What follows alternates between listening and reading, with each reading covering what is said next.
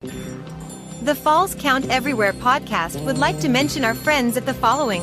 For the most intriguing wrestling stories and info on independent shows in multiple regions, nobody does it like We Talk Wrestling. Subscribe to Facebook's #1 interactive community for professional wrestling today. Pro wrestling on Tuesdays are a blast with the Wrestle Talk podcast. Join the entire crew every Tuesday at 7 p.m. as they bring their takes on the major circuits, showcase interviews with various indie stars, and news on the #1 fantasy wrestling promotion, the FWWC. Visit them at facebook.com/WrestleTalkPodcast and at WrestleTalkCast on YouTube and X. All of us here show appreciation and love to our first responders, military, and volunteers that help our nation as well as protect and serve us every day. Thank you for all you do. Get ready for episode number 205 of the Falls Count Everywhere podcast, as we bring you all the events from the roast of Mick Foley to the very intriguing seminar panels and both nights of award presentations. We recap all the excitement from the 59th annual Cauliflower Alley Club reunion.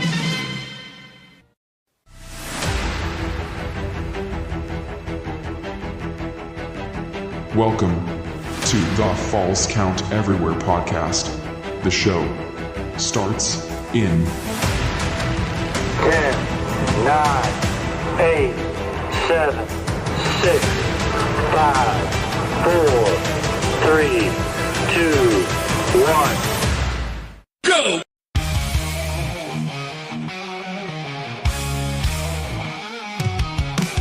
Welcome to the show. Buckle up tight. Off-cut Rick will be in the spotlight. Shout City Mouse is breaking it down. Best wrestlers podcast in this town. Blood and sweat in every word. Echoes of the ring haven't you heard? Wrestling tales, raw and true. Podcast alive, bringing it to you. Mr. G2 bringing the style.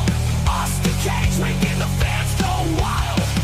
Cutting deep into the heart of the fight. Best wrestlers podcast, burning bright.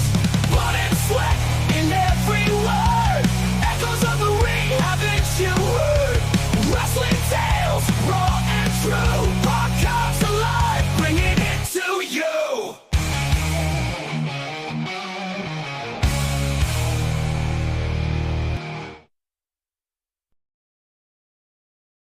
And good evening, everybody. Welcome here to another great edition and looking to get the party started, everybody. That's right. It is episode number 205 of the Falls Count Everywhere podcast. And we're here to get the party started here. And of course, we plan on a trio here tonight, but apparently we only have two that are on board here tonight. But I am Rough Cut Rick Ruby here, fresh from Las Vegas. And of course, to my right tonight is the Dirty Heel Losty Cage. And so a couple things here. The Gem City Mouse Zmiz is apparently falling under the weather to maybe just kind of not feeling right, and is unable to sit at the mic tonight or sit at the studio to do the show. So he is taking the week off. Austin, how are things going with you, my friend? I'll be honest, it's been one of those weeks. I'm just like, this one of those weeks. Like I said, last week I was in Dallas, Texas for my bachelor party, and Right. it took me almost 2 or 3 days to recover from everything I drank. I'm not doing that again. No. Every time I turn around, my friend Will just turns around and you see more shots coming. I'm like, dude, you got to stop. This has got to end. Yeah. No, he is not wrestling. I can guarantee you that he's not wrestling anywhere as the Super Assassin, the Super Destroyer, or whatever you want to call him. He's not wrestling anywhere tonight. So, but man, what a yeah. And I tell you that, did you take my advice on not flying hungover? No, I was fine when I came back. Like because the main night we got messed up was Friday, so we had Saturday to halfway recover, and then Saturday we drank a little bit, but Sunday I think we flew back about 1, so it's time to sleep in. But sitting at the airport for 2 hours because Dallas, Texas airport is gigantic, so getting through baggage claims and all that crap was hell. Yeah. But Oh, oh yeah. We're gonna talk about some hell here in just a minute, and well, I mean, tell you what, this has really probably been really the most adrenaline highs and ultimate lows that I've had experienced in a week's time, and we'll get to that here in a short minute, but as far as this entire week is concerned, you know, let I started off Friday. Started off Sunday. You know, I was planning on leaving. Right, we had our flight, and Texas here. He'll attest to it that we were supposed to be out of here at 2:27 Central. Um, but we had our flight delayed at least like three times, maybe four. But eventually, we did not even get out of town until what was it, like 11 something? I forget. damn. Yeah, the following day. So Oh shit. yeah, so we had yeah, so we were like the last reasonable time to get out of there that I was waiting around for was like 12:35 a.m. going into Monday morning.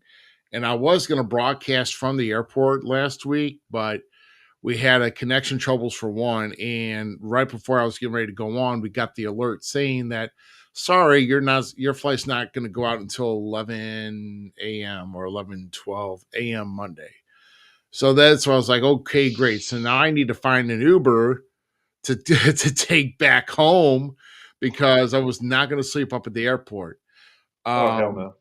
yeah, so that was the hell, and the only thing we got out of the airlines is we got a 15 that's $15 uh voucher for like any sit down restaurants so we can stop and have a meal somewhere, and that was after like the first or second delay or something like that. And then so I went and Shit. used it. You know, I sat down, had a bite to eat. I'm like, well, you know, we'll be out of here no time flat. Well, of course, that never happened. The people who were trying to leave out to go to Vegas from St. Louis, only most people got a voucher to stay at a hotel. They were going to pay for a hotel room for these people, and a lot of them got it, some didn't, and you had to live the address of where you came from or where it's on your license had to have been 3 hours away from St. Louis. So if Oh you're shit. less than 3 hours away from St. Louis, you did not get a free hotel room, and yeah, so that was an experience in itself. So So how far is your house from the airport? well, mine was only like 8 minutes, honestly. It was like 8 minutes, but still an Uber ride to get me back with not, you know, and I was nice to the guy a tip, so that ran me like about $33 even for like an 8 minute ride back. Yeah. I'm like, well, it's better than sitting in an airport, and yeah, and then I was out Monday morning and had lined up a sitter and so forth, and you know, like a dog sitter. Uh Hmm. so yeah. And you know, and then of course eventually you know, we'll recap on these events here in just a minute. But you know, coming back home from Vegas, and a lot of people reached out to me because actually, when everything was said and done, that's where everything turned upside down for me because I woke up in Vegas to a phone call from my wife saying that one of my dogs could not move their hind legs and they were not acting right, and were they were actually they were actually pooping in their cage. And my brother was still in town. My brother is actually a vet tech, and eventually got my dog to their to our vet, Facility. and then they say, well, you need to go right to a specialist. So um but long stories, uh yeah, I'll try to put it as simple as I can, but my dog apparently had suffered a stroke, and also affected some nerves in their spinal cord injury. They didn't know if it was Oh. skeletal or not. They could not find any pinch anywhere, so they're determining that of a stroke. And eventually, and they were not given a good prognosis for like a normal life, even possibly maybe 50% for their normal life expectancy. So Fortunate part is we did have to let our baby cross over the Rainbow Bridge late Thursday afternoon, and that's been Mhm. pretty tough for our family since Thursday afternoon. Whoever has reached out to me by text, by sending on Messenger, or just calling, whatever. Um, I want to appreciate every one of you who's reached out. Our it means a lot to our family because the dog we lost was a big nucleus between the other two first sisters, and of course our child, who that was the child's dog that passed away, by the way. And we raised it from a puppy at 8 weeks, and then um, the dog would have been 8 years old on Labor Day. So it's really hard. It's really hard and difficult to kind of accept that. So, um, but I appreciate everybody who's reached out, and like I said, and to be honest with you, it's drained a lot out of me. I'm kind of like mostly prepared for tonight's episode, but we'll get through it to what we can. So so here's what I will do. Um, I'm going to go and see if I can actually. I want to make sure that my slides are available here, real quick. Yeah, they're available. We can do that. So before we get into some things here, guys, let's go ahead and bring up here our at least the upcoming appearances that myself will be at.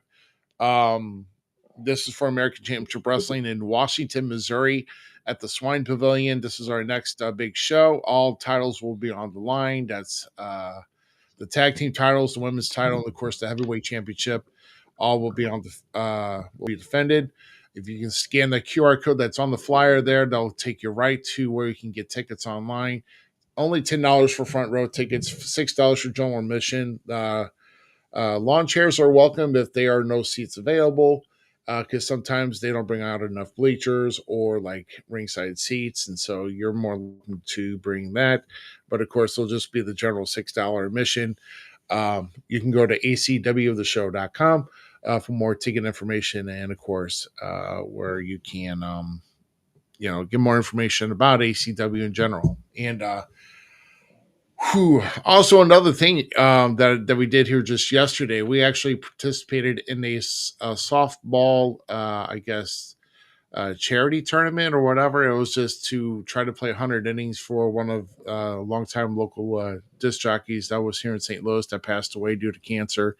And softball was his pretty much his passion. Really stunk up the field, whoever we played with. Um, I will say though that I was the pitcher that gave away the least runs, and my 3 innings of work only gave away 2 runs, where Brian James gave away like 16. So Damn. you would have had me in the whole game. We could have probably had a chance, Mo, but but no, it was just for fun. I really wasn't going there to win. We only had one game, and it was just round robin just to get 100 innings played in the day, and that's all it really mattered, is just to be part of it. And hopefully we're going to be partnering with that longtime station here, which is 105.7 The Point, and we will hopefully get a show out of this in one of the in the towns that we did the tournament in. So that's cool. Anyway, the next one, of course, will be for Zmiz is actually on September 13th in Granite City, Illinois, which is the IEW From Ashes to Honor. And of course, the QR code is smaller on this flyer, but if you're watching on if you're watching on the television screen, you should be able to see it, because you should be able to see ours in the top left-hand corner to get you to all the where we're going to be at. Of course, Illinois Elite Wrestling.ticketlete.com is where you can get tickets for this show. If you'd like to stay in Illinois, go to Granite City, then that's where you're going to be. So that. All right, and so before we get into this here tonight, one other thing that we wanted to touch on here, and this is what's really been burning the internet since the events that took place last night, which I will get back to here on our side here, and that is the attack the attack from Raja Jackson at the was the Knox Pro Wrestling show out there, and Austin Cage, you watched the entire clip yourself, the one that I sent in our chat that I got a hold of, and I will kind of go second on this. But after your take on this, the thing I want to know is, where did everything go wrong at first? I think like with he didn't know the guy or anything, so you don't know if I don't know why Jackson was back in the first place backstage with the guys. Because if you're not a worker or you're not with somebody that is a worker, you don't need to be back there. But dude hit him in the head with a can, and then he tells him that I'm not a worker, so what the hell are you doing? So they basically, saying you're going to get your receipt, and dude agreed to it. I just think it's messed up with all he did all in one. I mean, if like slam him down, maybe knock him once and that's it. But this dude went past a receipt. This dude read out a whole book, and that was way out of line. Yeah. Yeah, I mean, yeah, so like I said, I mean, I could break this down so much. Here, first off, because I want to find out first off, is Raja Jackson even trying to get into the wrestling business? Because if that's the case, the man has the not he does not have the right attitude for it. In fact, he's got the completely opposite. And the way that he talked after the incident happened and they caught the video about how he's not, calling him like a punk, punk B or whatever. I'm trying not to say anything, but apparently it was pretty, he expressed his anger and everything else. But I'll tell you what, number one, I don't know why, if you weren't even trained, that could have been his introduction to try to get into the business, but you don't bring anybody in the back. In fact, you talk to the promoter, and if the promoter is smart, you send him out there. And I don't care if you're the son of a famous UFC fighter, because this guy does not know what the wrestling business is all about, for one. Number two, okay, so first off, the first mistake, the guy got into the back. Second mistake is whoever this vet or whatever that got laid out and basically was fighting to get fighting for his life until he got stabilized today. If he was talking to him, he did. First off, they didn't even agree on what hurts, or like hey, something doesn't hurt. And next thing you're knowing, you're not telling this dude that you're going to hit him with the can, and you just hit him with the can. So that's mistake number two. You're a vet, okay? And wow. And then, so I mean, that apparently that set off a lot of things, okay? And then there's also other floating footage that was not that clip, that apparently there was like a booker or whatever that told them like, hey, during the match, slide in and then just wail on him. Like, but this guy was never taught on when they said wail on him. He's not been taught how to punch in wrestling. So he only knows one thing, and that's punching UFC style. So that's another mistake. And this was like, well, and I don't think this was really, because he was looking to get like a real receipt just from like a hit in the can. So Yeah. Because he said on that clip, he said he's going to keep hitting him. He's not going to stop.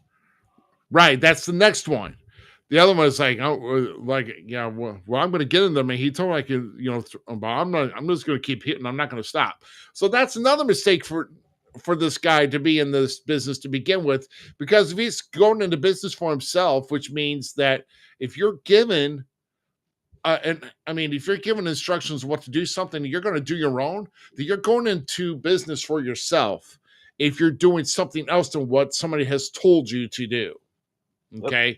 So that's another mistake. And good evening, all of SICW Wrestling. Thank you for watching. And sorry that we're not on Facebook because we did not start on time, because I am running far behind as usual every week. So that's my fault. But that's a mistake. That's another mistake. Okay, and like I said, there's just mistakes all around, and then we come to the incident to where it happens. He slides in, he gets this guy, he gets him from behind, throws him down in a front takedown, and then he proceeds to just wail on him. And then the referee is standing there, not knowing exactly what's happened, and and apparently the referee doesn't know from a work punch to a shoot punch. I'm assuming. I mean, he's just standing there saying no, no, no, and then whoever else was in the ring that had like clown paint or whatever, he did a very poor job of trying to stop anything. And then there's a guy with like pink hair or whatever that came in and just like bowled him over and then just like pinned him into the corner. But man, they did not protect this dude well at all. I mean, it just went bad, really, really bad, real quick. So That was the guy I was referring to, the one with the blue paint earlier when we was talking off camera, the one that said he was going to get Rampage's son back. I was like, his little ass ain't gonna do nothing. now, oh right, yeah, that was after, the whole when he was walking off, he was gonna, Please stop. damage has been done. But see, here's the thing. I mean, everything's caught on video. Okay, everything's caught on video. Obviously, this is more than likely going to go to court in what way because, because I'm sure it's either going to be damages or hospital bills that are going to need to be paid on behalf of Mr. Jackson for doing that.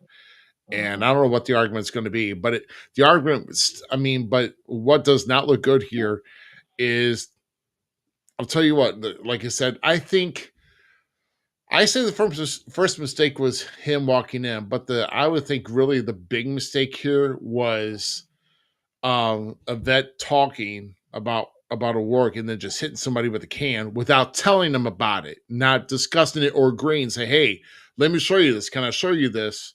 As far as, like, hey, weapons don't hurt that bad. He just went up and said, whop, on his head. Yeah. Okay.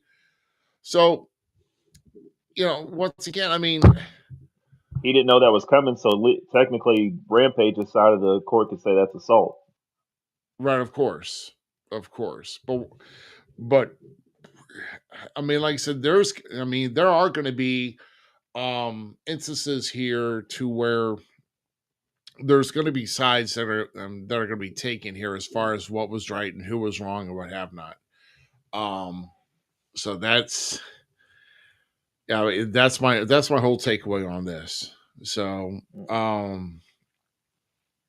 really, and what I'll say is this: it's just apparently this Knox Pro Wrestling was a promotion that was founded by Rikishi, where Jacob Fatu has worked in. So I don't know who the hell's in management now. I mean, and I swear if Keish was even there, I don't think he was even there to even look over some things. So because that kid would have made it to the back if he was there. No. Well, I'll tell you what, he gets a hold of this footage and he tells if he sees who told him to just get in and wail on him.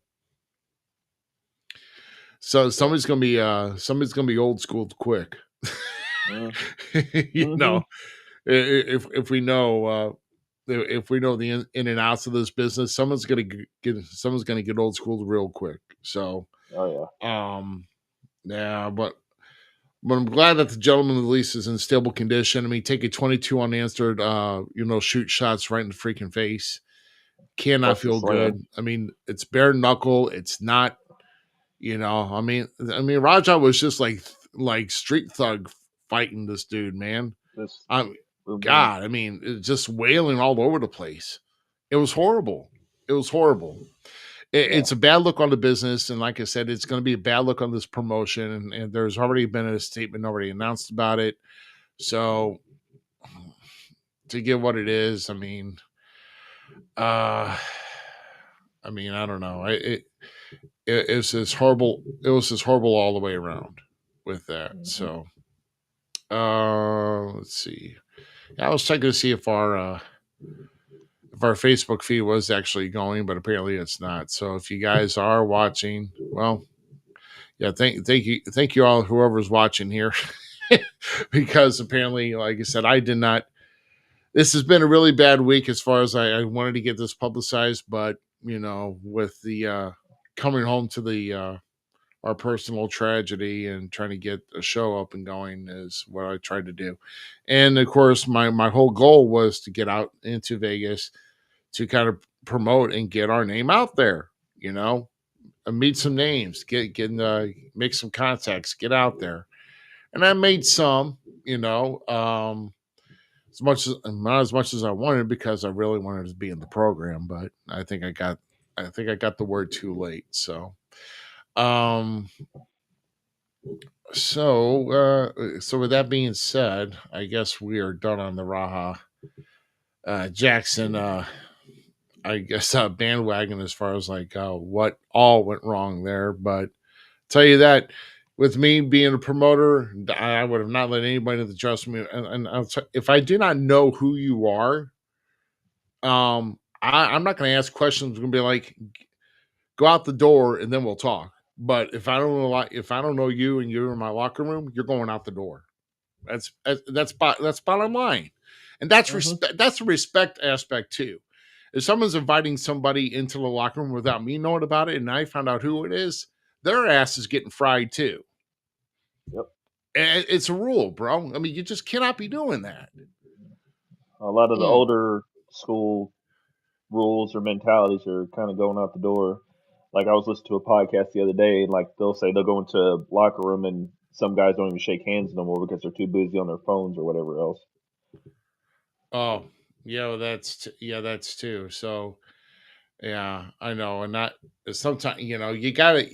If you're in a new locker room or whatever, and you got your gear, you always want to greet yourself. And like I said, when I see new faces, at least in SICW, whenever I get to get to work and I'm in the locker room, I'm always seeing the new guys always, offering their hands and to shake and everything else. So I mean, at least the old school mentality and the respect is there when new guys are in, and you get a chance to work with them. So, yeah, but I'll tell you. But all I gotta say is it's out in California, so California's got a much different aspect Mindset. on things, Yeah. and that's where I'm going to leave it. you know, uh, so yeah, that like I said, that's a dumpster fire waiting to happen. I guess we'll get into the kind of meat and potatoes of the whole thing. And like I said, I was down in Vegas this past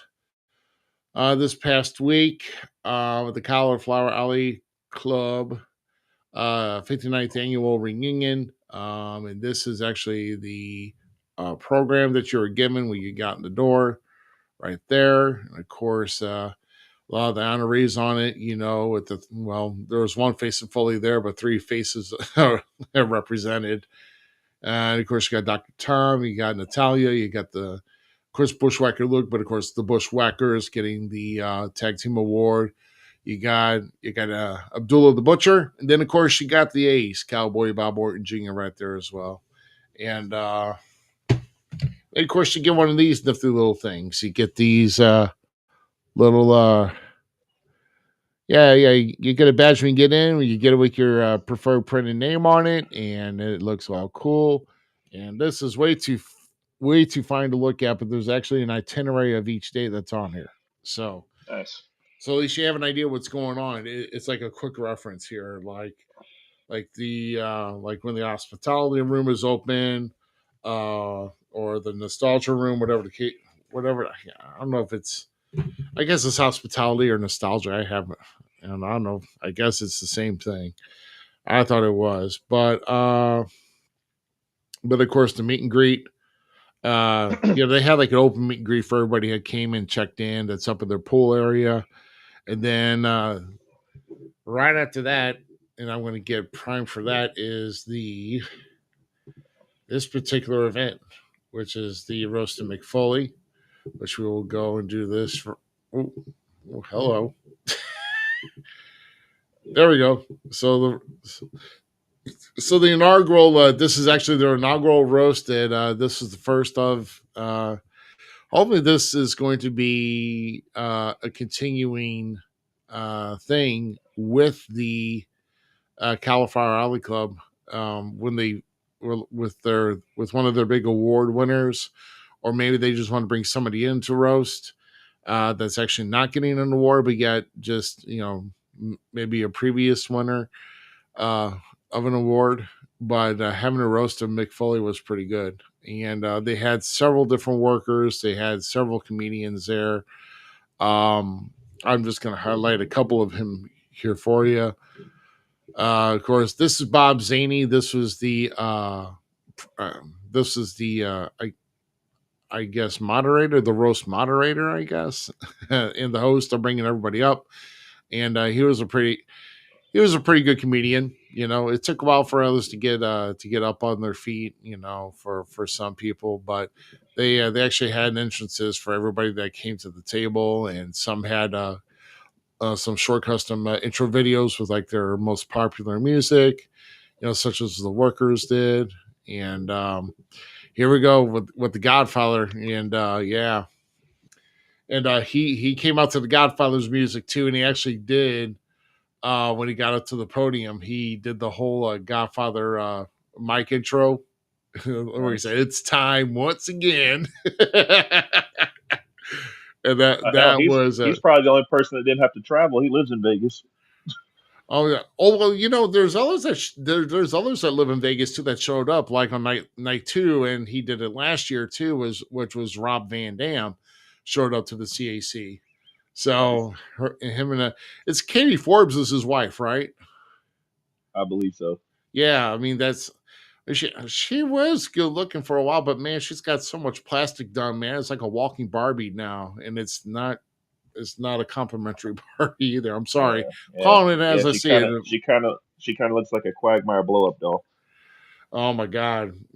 So much inflation, so much in silicone and inflation. You could have swore, that let her float. Let you throw her out in the ocean, she ain't gonna sink. So I mean, so much. Well, like I said, Quagmire, because you remember that one episode where they had all those blow up dolls and they got to that island. Right. Yeah. Right. Right. Oh man. So Mick Foley's roasted here at the CAC, and with the Godfather, and of course here some of these jokes were so great. With I forgot who one of the comedians. They when some of these comedians come up, or these workers, they come up and they kind of tell a joke on some of the other guys that are roasting as well. Like I forgot who said, like, yeah, let's give it up for Greg Valentine, everybody. It's like, so back then you were really, so you were a great wrestler, but now you look like somebody's a great aunt. So it's like, oh shit.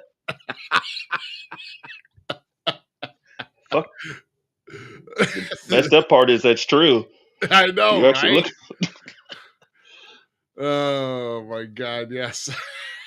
Yeah, he kind of looks like a Simpsons character.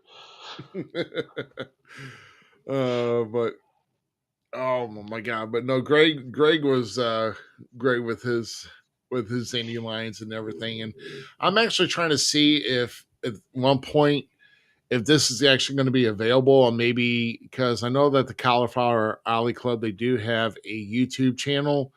And I like to know if like to see if they're actually going to have any type of access to this roast, because they did have, like you said, this year they have production cameras and lights, everything, for not just for this, but they had it for both nights of the show. Like a real good production team that was running everything, especially on night one. They want to make sure that everything was running smoothly, and it looked good. And I think they really did a good job overall. Some of the comedians, they kind of flop. Now, there's a couple comedians here that it seemed like that I didn't know them from Adam. So they were probably like the only well-known comedian that was around the area was Kathleen Dunbar, which she was okay, but like some of these other newer ones, they were like trying so hard just to read through the jokes on their cards. it's the material they had. They tried it on the wrong crowd. You know what I mean? Because it's like people that really want to. Let's see. Okay, yeah. So, I think we're getting that too. And I forgot when I turned my CPU on, bro. But I don't think I think I might have turned it on like what yesterday. Yeah, I Hmm. should have refreshed everything. And I'm usually not on the right computer. So yeah, that's what happens when you have planned to do things after you get back from Vegas, and then well, things happen. So Yeah. uh, but yeah. Let's see. Who else do we have here? Oh yes, poor Missy Hyatt. She was the butt of a lot of jokes. I bet.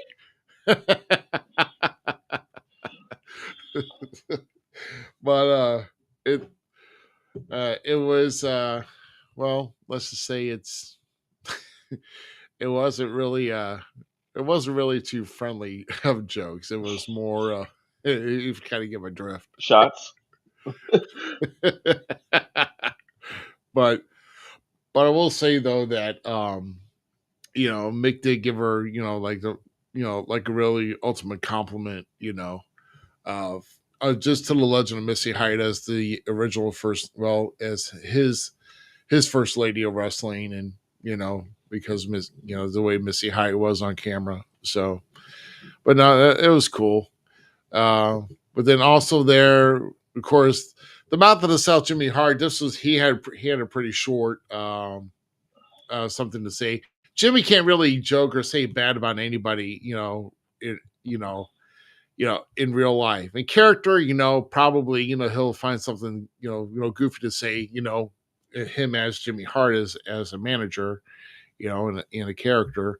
But he couldn't really joke about Mick because he couldn't find nothing to joke about with Mick, at least not with Jimmy Hart. And he didn't want to find a joke on anybody. So literally, it's like less than the minute that he was up on the podium.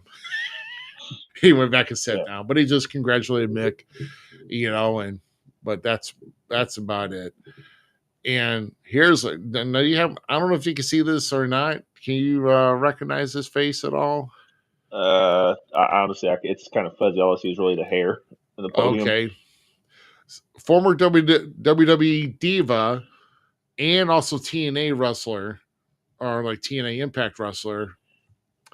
Does the name Birch Hill bring to mind? Yeah. Oh shit! Yeah. Wow, Yeah. This I was wouldn't expect Katie that. Lee. Yeah. So Oh this is wow, Katie Lee that was there.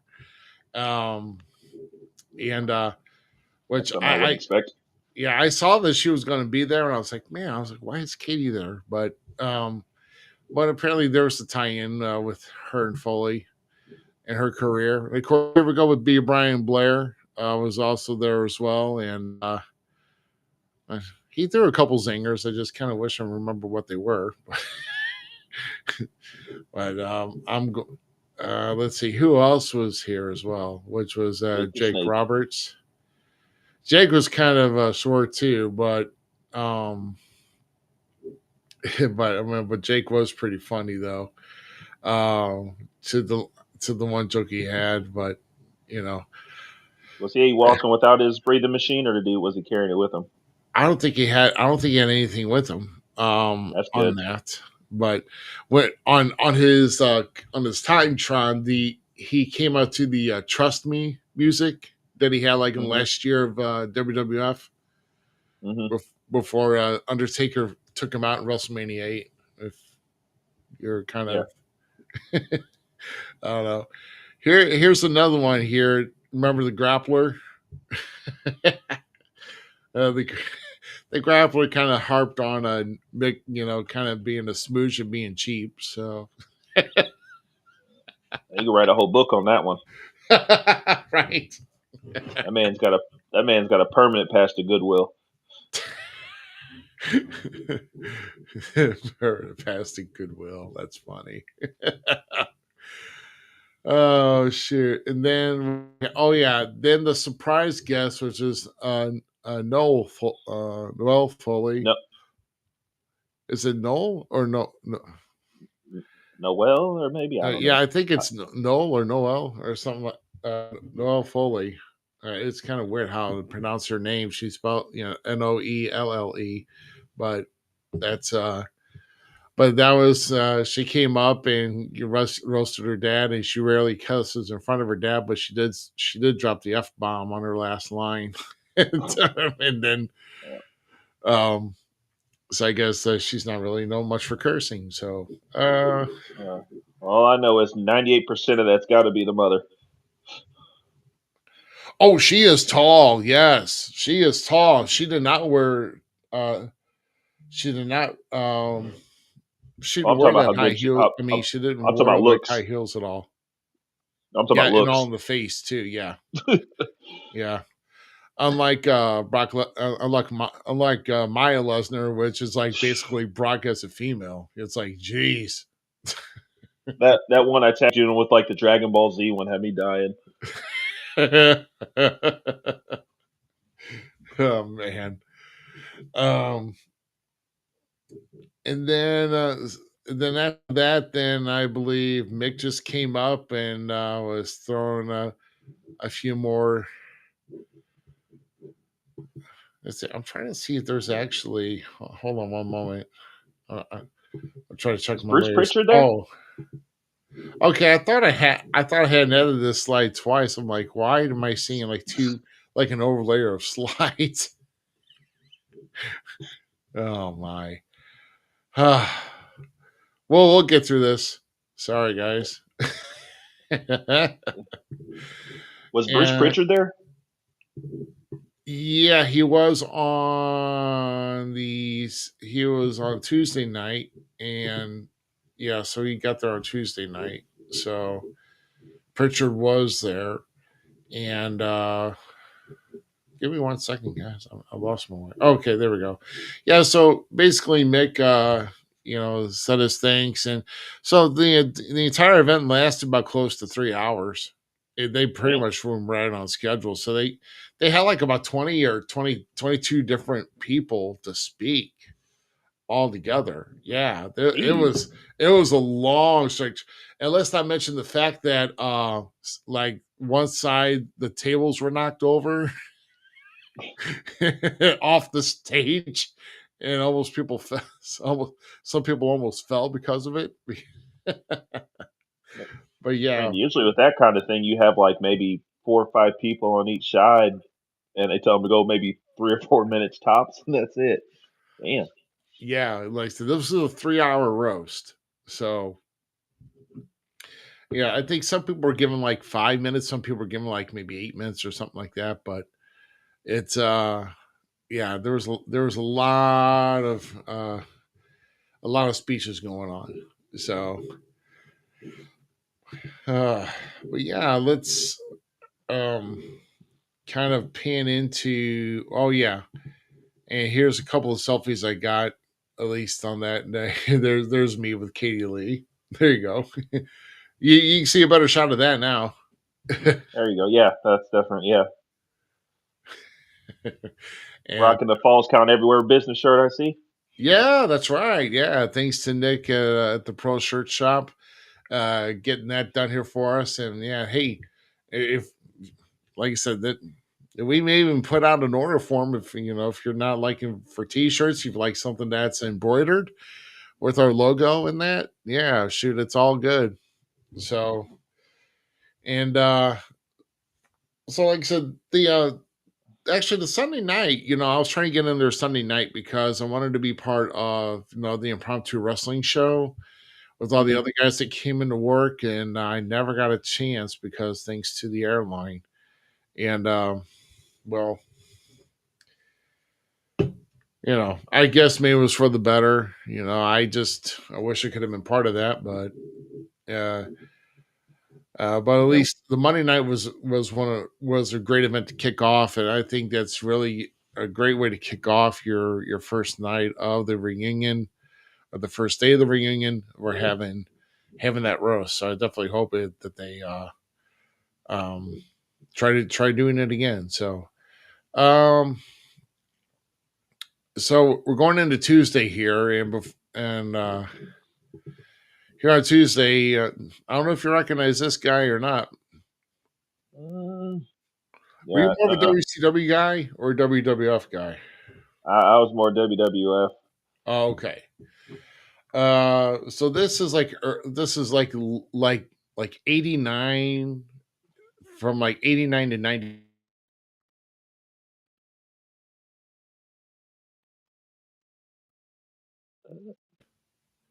Hold on.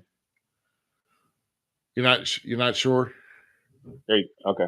You kind of cut out again. So You I cut heard out like when you too. say, What the heck's going on with this program here? Because we didn't make Facebook's feed, now we're cutting out everywhere else. So it's yeah. like, I heard you say 89 to 90 and then it all cut out. I didn't hear what you said. yeah, so it's like 89 to like 93 is where this guy was working for ended up being WCW. But you remember the name of Ranger Ross? I remember the name, but that kind of was before still like when I understood wrestling. Because like I said, I was born in '88, so I was still. Oh Jesus, that's right. Why do I keep forgetting that? So yeah, but him and I had a really good discussion about the business in general for about a good 10 minutes. And this was when I first got in down to the hospitality room on Tuesday, kind of waiting for the first seminar, or at least the seminar that I was going to attend, which we'll get into here. But like I said, a good chance to catch up with Ranger Ross and then have a good discussion here with him on that. So this is where it gets a little bit interesting here. The the seminar I went to on Tuesday, which was the evolution of the women's wrestling revolution. Try to say that about 5 times fast, and Yeah, I'll stop at one. stop it one. Nice. Uh, but this panel almost turned. Oh, before we do that, here I got to get my little shot of Nettie Neidhart in here. Let's take this down here for just a moment, and I'm going to cut to our little shot, and then we'll come back here.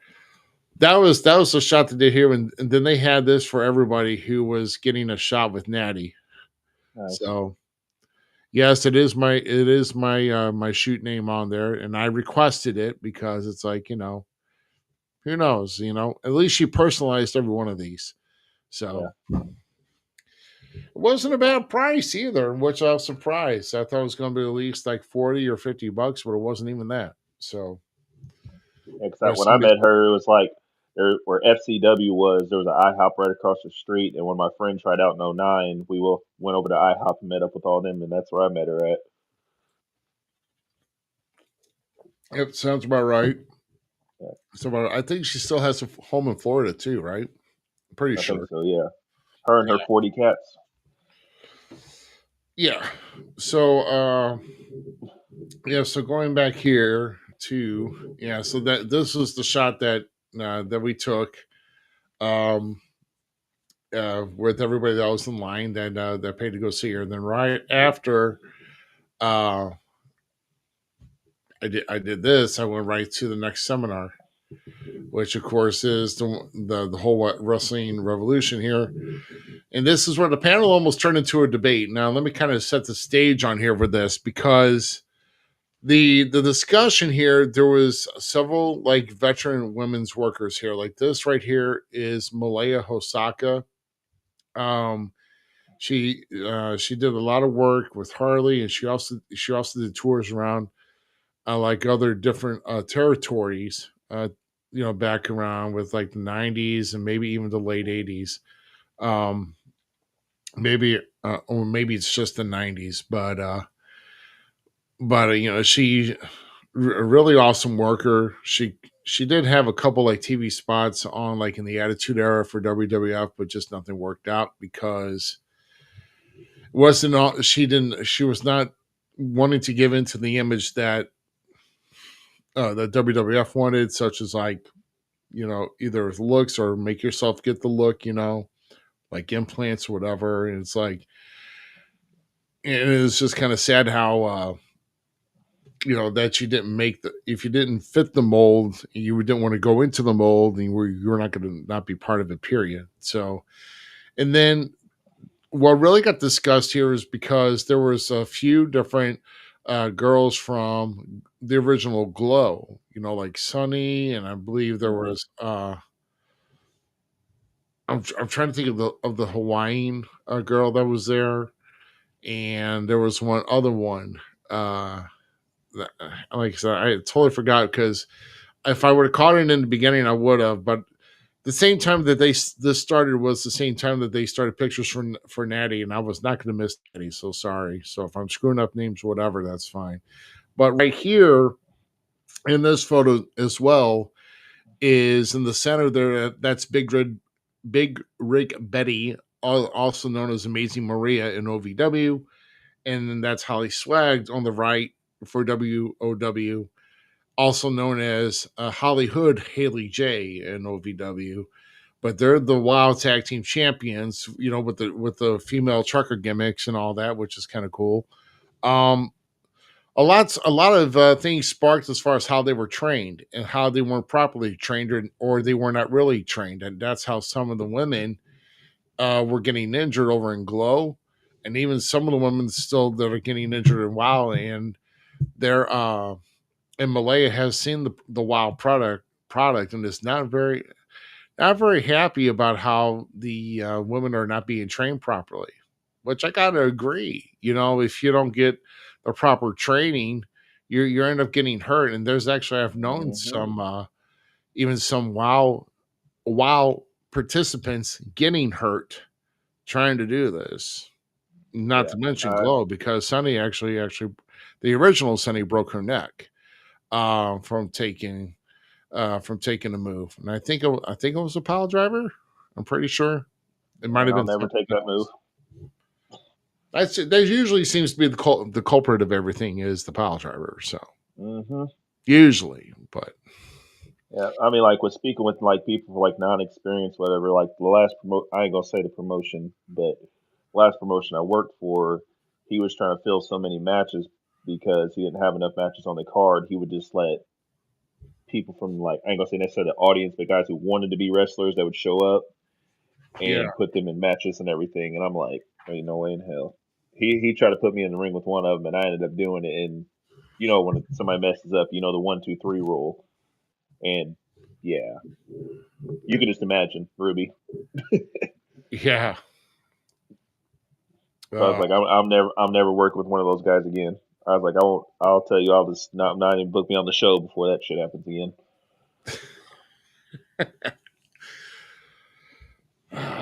yeah, it's Because kind of tough taking a booking that you're not familiar with, and then you're just hoping that you're going to work with a bunch of, or at least a locker room of workers that will help protect you and you protect them, and you just get through it together. So, yeah, I um, just can't stand when you have like these rookies come in or guys like that, and they're just like, I saw this on TV. I want to try this. I'm like, nope, and see, get and it out of your head. yeah, and this is what we're talking about, because even something like this was even brought up at this panel too. We're like, well, I saw this and I think I should be able to do it, so let's go ahead and try and do it. Well, that's not exactly how No, it works, Jack. It's not really how it works at all. Um, you're the green bean. You're listening to what the hell I'm saying. right, exactly, right. Yeah, so um,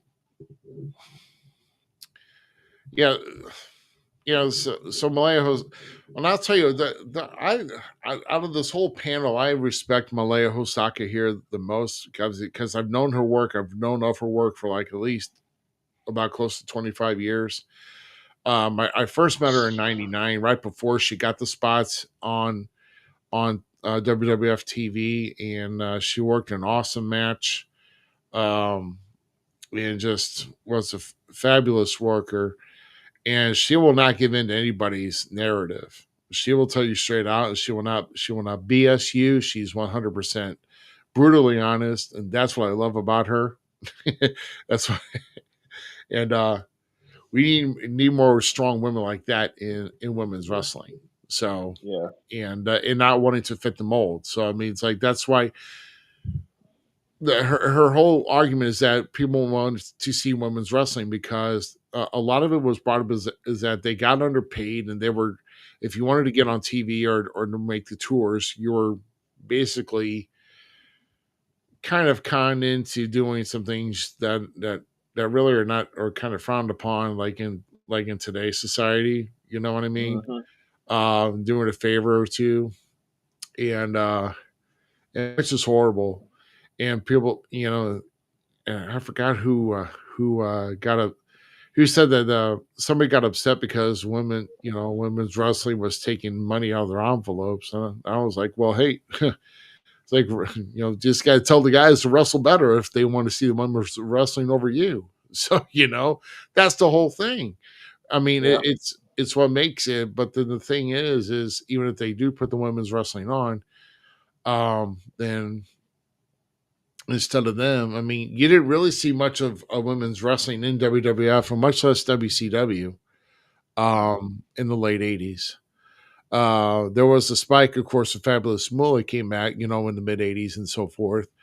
But even after that, there wasn't much after that. I mean, there was some, but you barely saw it on TV and you barely saw it on the live house show circuit either. I mean, Yeah. you had to be like in a major city to even possibly to see a match in there. And me being in St. Louis, I don't know. I can't remember when I did. I might have seen one. I might have seen one women's match in '89, possibly when Rockin' Robin was still champion at the time. And I'm thinking that could have been it.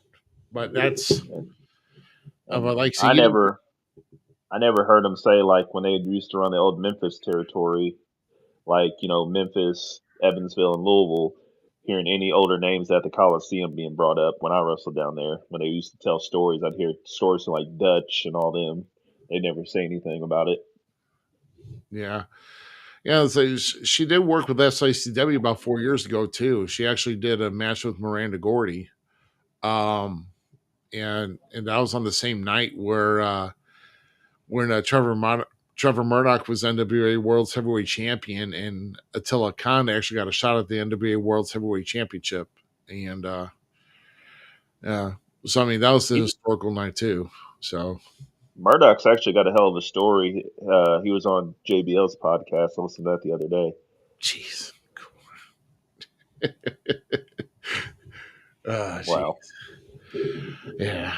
Yeah. So for them that are tuning in tonight, once again, Zmiz is not here due to having some complications with trying to stay well and can't stay in the studio for a certain length of time and was just uncomfortable. So, like I said, Zmiz will probably more than likely be on here next week. Um, Maria was still talking about the I'm basically commenting back on the women's revolution and how. Now, what I will say though is that it did get heated between Malaya and some of the other Glow girls, and these two here with Maria and Haley J, they pretty much kind of they kind of played peacemaker in a way by giving respects to both sides and trying to mend the fence between both and how both worked out, and and so Haley did kind of slow it down some, and and made their points because Maria and Haley are both other uh, they do have other personas. They do have other monikers in WoW, and as the tag team champions there in WoW, so they are getting around still as far as getting some work, and Maria is still an agent in OVW. So, um, but like I said, it was a very interesting panel to attend because it got heated a little bit, and they were throwing out challenges, and it kind of it almost felt like a talk show, like like on not like Maury or anything, but kind of like with like early '90s Jerry Springer type of deal. before the whole Jerry thing, Jerry, and all that. So that's what it kind of felt like here. And then I got a couple shots here. Well, one with Maria, and of course one with Malaya. So, Nice. um, so definitely some good stuff with this. Let's just say that it was actually a panel that if you missed out on, you really missed out on. So, and let's see, as far as what we're doing here. Give me one moment here. I have to kind of take a look and see where we're at. Um, Here we go. All right. Okay, where was I? Oh, okay, yeah, here we go. Here, did I miss another comment? Yeah, she was Oh, saying that she's coming back to SICW. okay, so she's coming back. Yeah, definitely let me know because I definitely want it. Oh, I'd like to be there one way or the other. Coming back to SICW, so that's kind of awesome. At Um, St. Louis, or is that a different one? SICW is Southern Illinois, but it's just across the river from St. Okay, Louis, across the Mississippi, so 2 hours from me, basically. on the Illinois side or the Missouri side. So Well, it's about 2.5 to St. Louis, so basically damn near the same. Plus, I drive fast. yeah, yeah,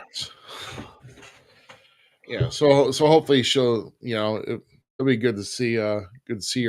And she gets a chance to work again. She does. I mean, she does awesome work inside the ring. So be good to see her.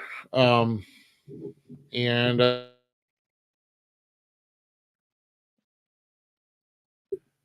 go into our next. We're going to go into our night one here, and with our night one, this is our first award that was issued here on night one. This is the Red Bastine Friendship Award. Of course, that's just shows. Herb Simmons had actually gotten this award 4 years ago, and this is actually. Oh, no, that would be cool. I would pay to see. This I would pay to see her and Lilith Khan. If you don't know who Lilith Khan is, Lilith Khan is actually in a fatal 4-way match last night between one of the participants was actually Hollywood Haley J. So Haley J was actually about like half hour away from me last night, but you know, I had a long day and I was tired. And I had to take, I actually had responsibilities as a father too to make sure that our kid was actually getting safe to a destination for a party that they had. So, um, yeah. Crap. Hold on a second here. I got Herb was out there, right? let's see. Herb. Well, yeah. Herb. Yeah. Yeah. Herb was out. Yeah, Herb was out there. Yeah, Herb was getting his award on Wednesday night, and then if I can find a way to get downloaded and get these pictures done, I can try and get these uploaded too. So I'm hoping I can. Let's see here. So Wayne Palmer, who was the longtime photographer, got the Red Bastine Friendship Award, and he still does work for some of the other legends here in the business, taking their photos. And so Wayne gets his award, got his award Tuesday night as well. The original Sonny was there to present him with the award, and I've chatted with her a few times already before this event actually happened, and then of course uh, Wayne being presented the award by Jimmy Hart, uh, who was helping to move things along for the whole evening, at least for the entire award ceremonies for both Monday and or for Tuesday and Wednesday. And then of course Steve Rivers was there with the Cauliflower. I mean, with the Independent Wrestlers Award.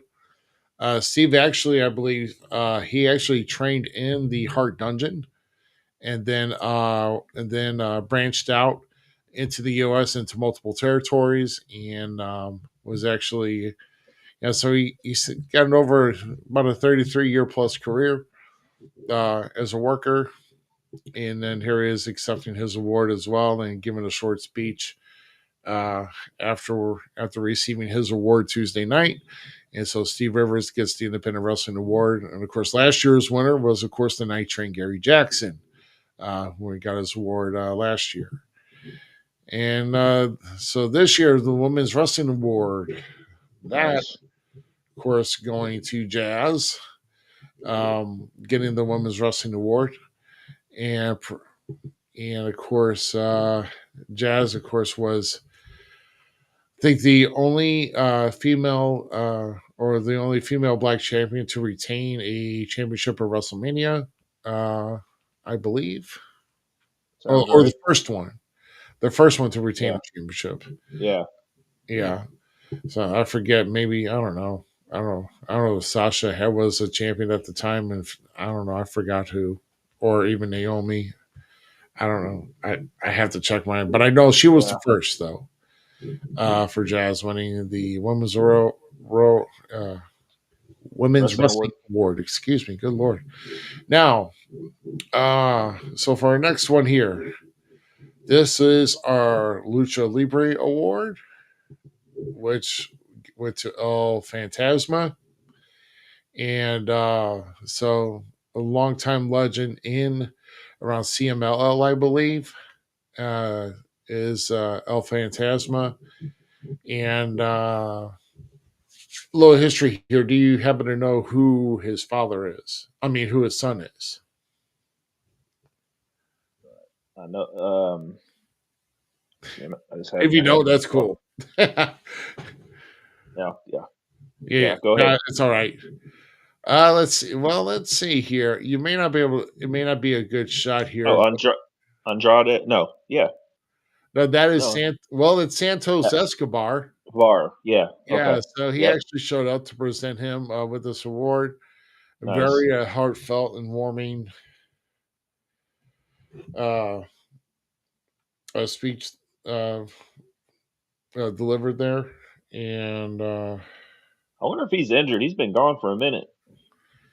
yeah, he has. He has been gone for a minute. So, um, let me see here. Oh yeah, and then the next one here was with him passing the award over to his dad, and Nice. yeah, man. So it was actually a really good. Awesome. It was a awesome time for them to at least, because I know Santos is going to be there, and let's see. Hold on. Let's see. Give me 1 second here. My apologies. I'm making some quick notes here with this, but no, but it was surprising because I didn't even know Santos was even going to show up, and that was pretty cool to see Santos showing up to deliver the award to his dad. So that was pretty cool. And I Now, think with their new, either if he's injured or like even with their new schedule, their openings to do stuff nowadays with WWE is a lot more available since they're not doing live events. yeah, pretty much.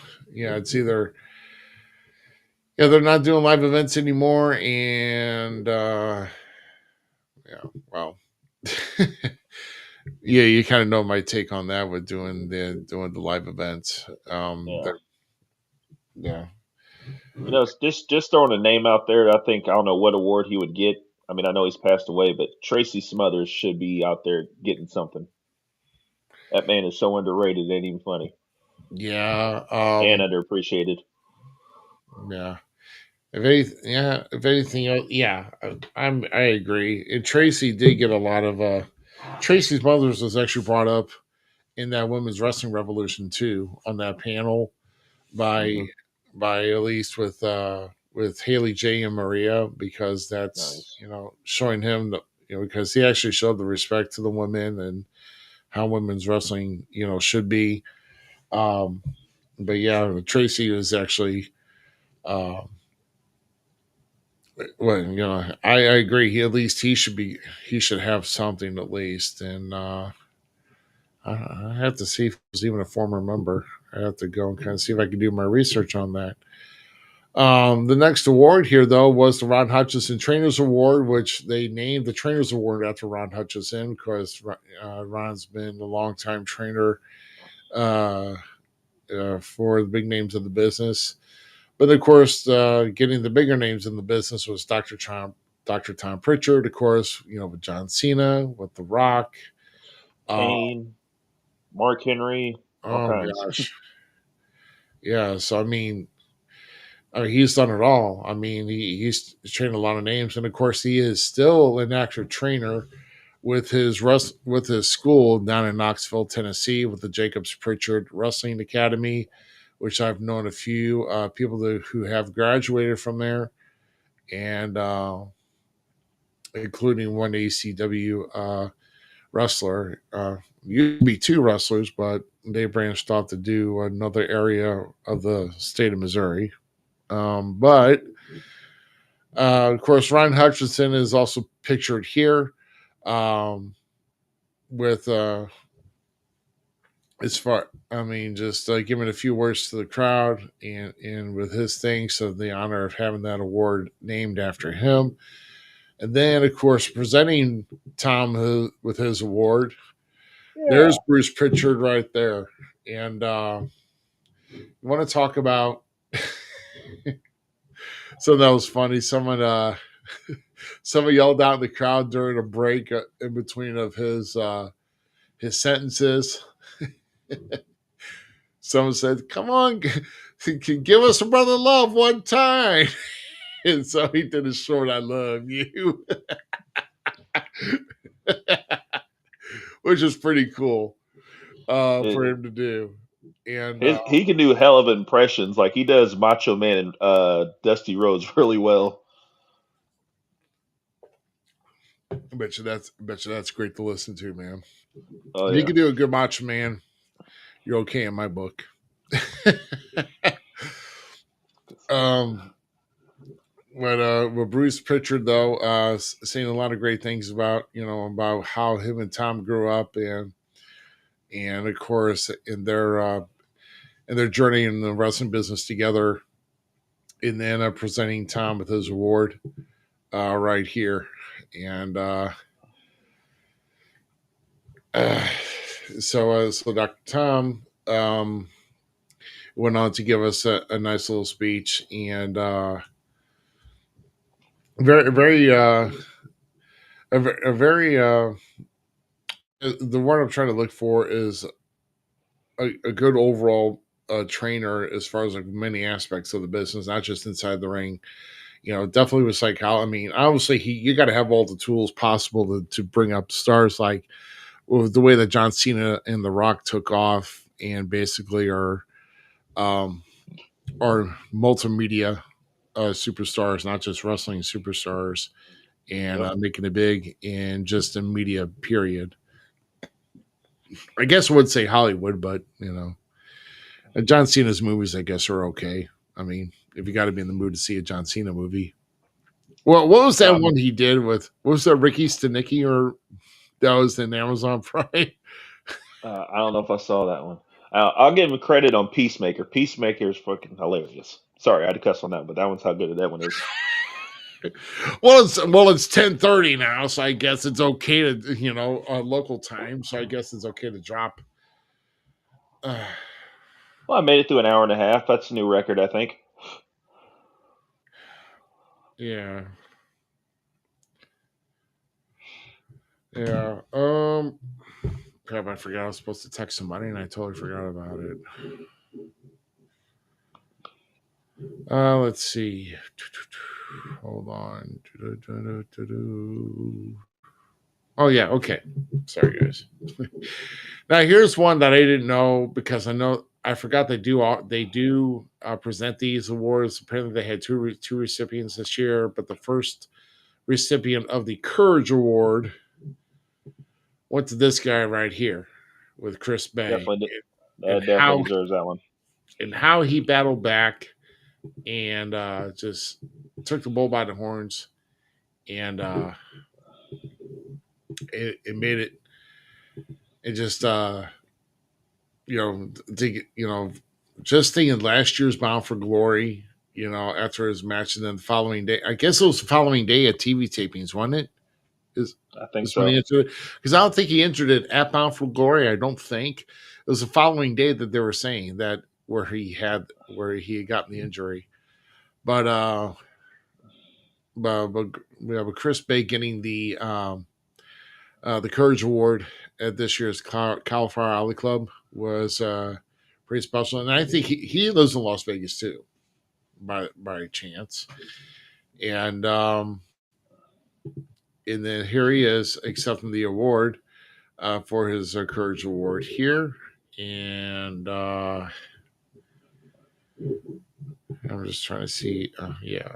Hold on.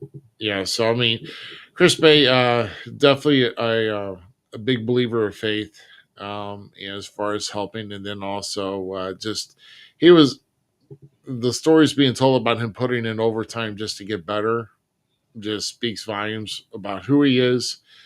And me and him had a short little chat and meeting up with him, and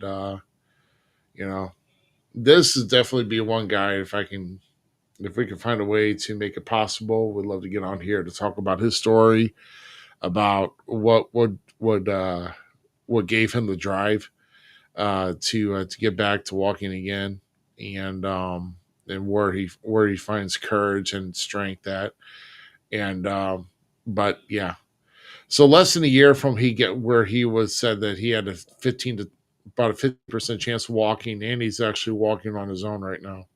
So That's awesome. yeah, I mean, taking any steps at all is, because I think maybe I forgot which TNA pay per view that he had. He maybe took like maybe a few steps out. I don't know if he had like walking assistance, but No, he did. he walked out. He walked out from the back and just stood at the top of the ramp Yeah, and just I mean, waved to the crowd. yeah. So I mean, he just started probably getting a few steps in maybe, but then he wanted to just make sure he was uh shown that let people know that he is a fighter. He is not quitting by any means. So, um, but great to see Chris Bay, and definitely a big ovation for him, with his courage. And let's see here. Oops. Oh, what did I do? Hold on, guys. I am so sorry. I'll tell you, man, this is what you get when you don't prepare and you forget some things here. Um, and let's see. At least, I mean, we made it on this week, so that's what Yeah, counts. well, 3 of our 4 outlets, because I was too late for Facebook, because you're more than 10 minutes late than your posted start time. You can't get on, so it's like, well, sorry, buddy. So we go tag team awards for Bushwhackers, and of course, a lot of the early work as the sheep herders. I did run into, of course, Luke is the surviving member of the Bushwhackers. And of course, he was there. And did run into him a few times here, and yeah, he was really nice to at least to speak with. And I actually got to do a show with him once. you did do a show with him once. Yeah, it was a legend show, but it was rather entertaining in the locker room. That dude's hilarious. Oh yeah, of course. Yeah, yeah.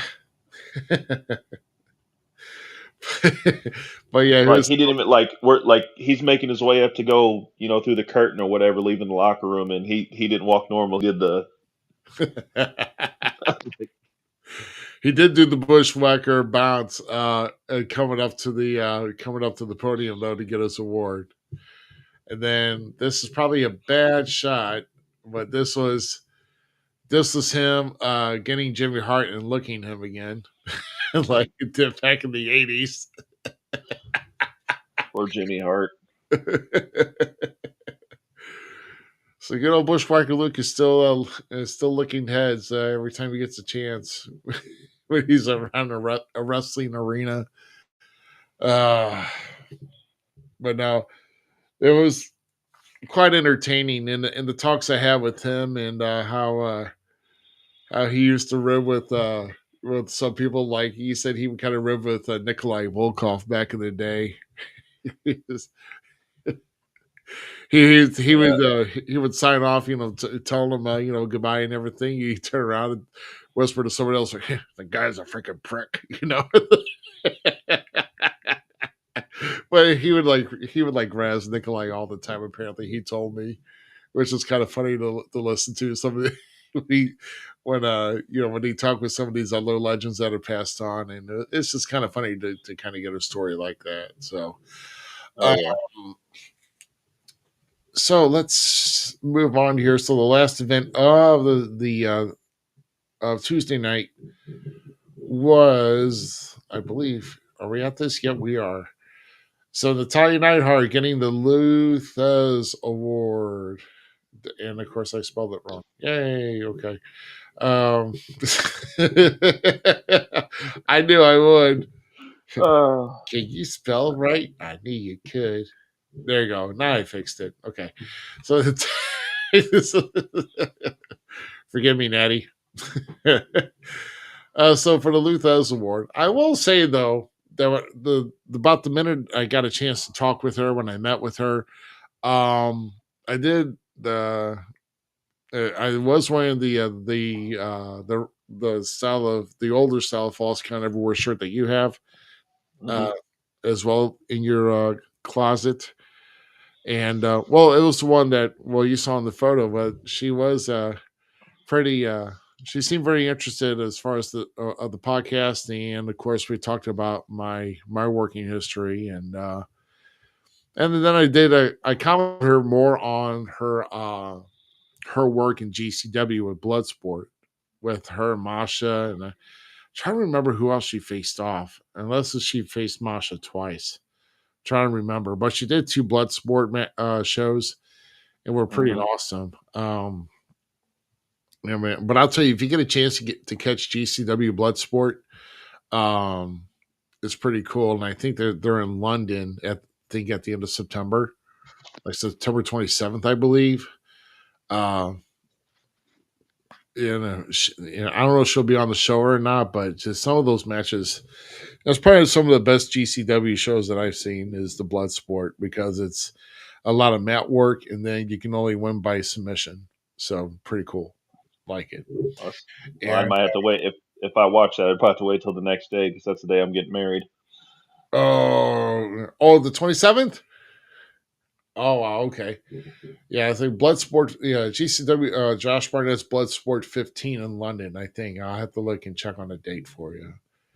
It might. I don't know if it's the Well, 23rd or 27th. It may be even on a. No, I don't think it's on a Friday night. London's about 6 hours away, so or 5 hours away. But either way, yeah, yeah. Don't watch. Do not watch a wrestling show on your wedding day.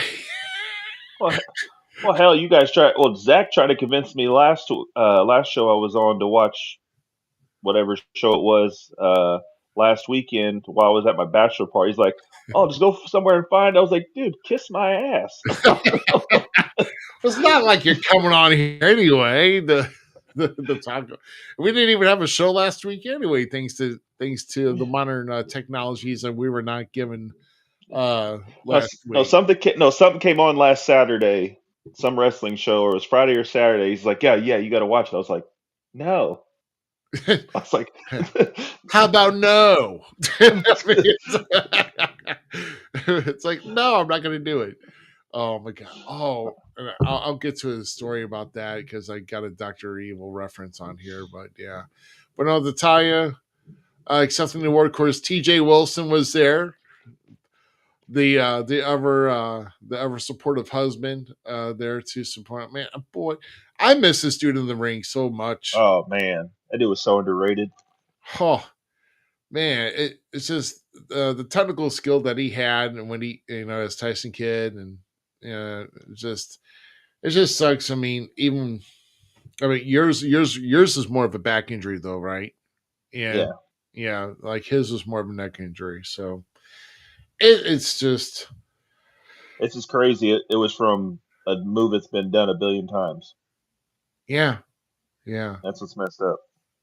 yeah, absolutely. So,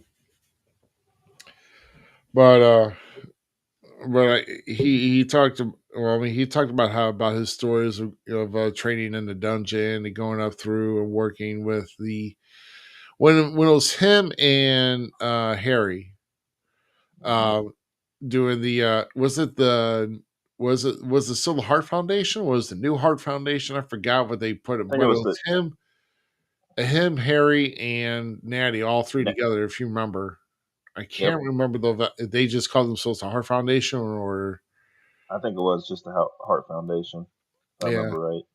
I was going to say the New Foundation, but the New Foundation was actually Owen Hart and Jim the Anvil Neidhart. That is after when Brett was on a singles tear, and Jim needed to find a new tag partner. It's like, oh, I'll just take your brother. That's where all the big parachute pants came in, and then Neidhart went away, and then Coco Beware steps in, and then you get high energy with Coco and Owen. Oh my, what a team! What about those parachute pants that freaking Coco had? It came up to Oh my like halfway god. up his stomach. Like, bro, why are you high waisting these pants for? It's like no hitting below the belt, or I Yeah. mean, That way, I guess everybody thinks you're like your sack's up in the middle of your stomach instead of down below. oh my god, bro, jeez. Uh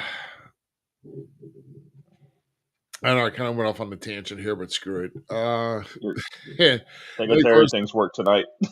yeah, right. Uh, so yeah, so Natalia here getting the award for her getting her Lutha's award. Of course, uh, I think it's one of the highest honor awards, of course, with that, Mm.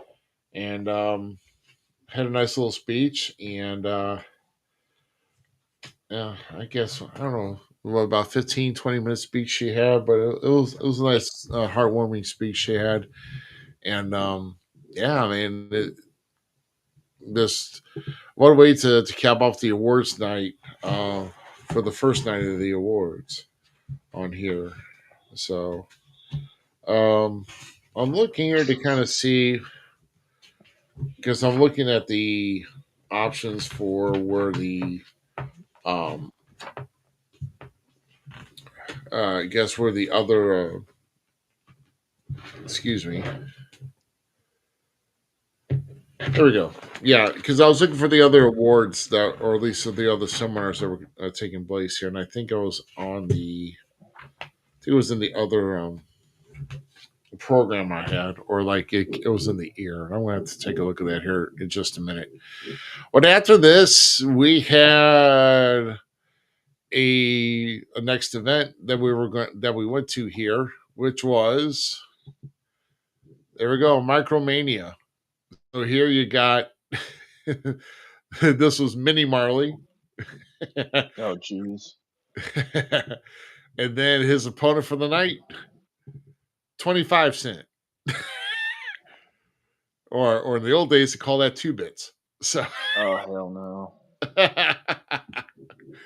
I mean, I can't tell because like it's small or whatever. But I swear, with that outfit on, he looks like he works at Burger King. oh no, he was yeah, he was pretty cool. A lot of these were like these were like kind of like hardcore matches or anything goes matches pretty much for this card. I mean the show was only 1 hour, yeah, it was a short show, but you only had 3 matches too. So Yeah. it is what it is. Uh so these guys they worked pretty good. They worked about maybe about close to 20 minutes for the main event.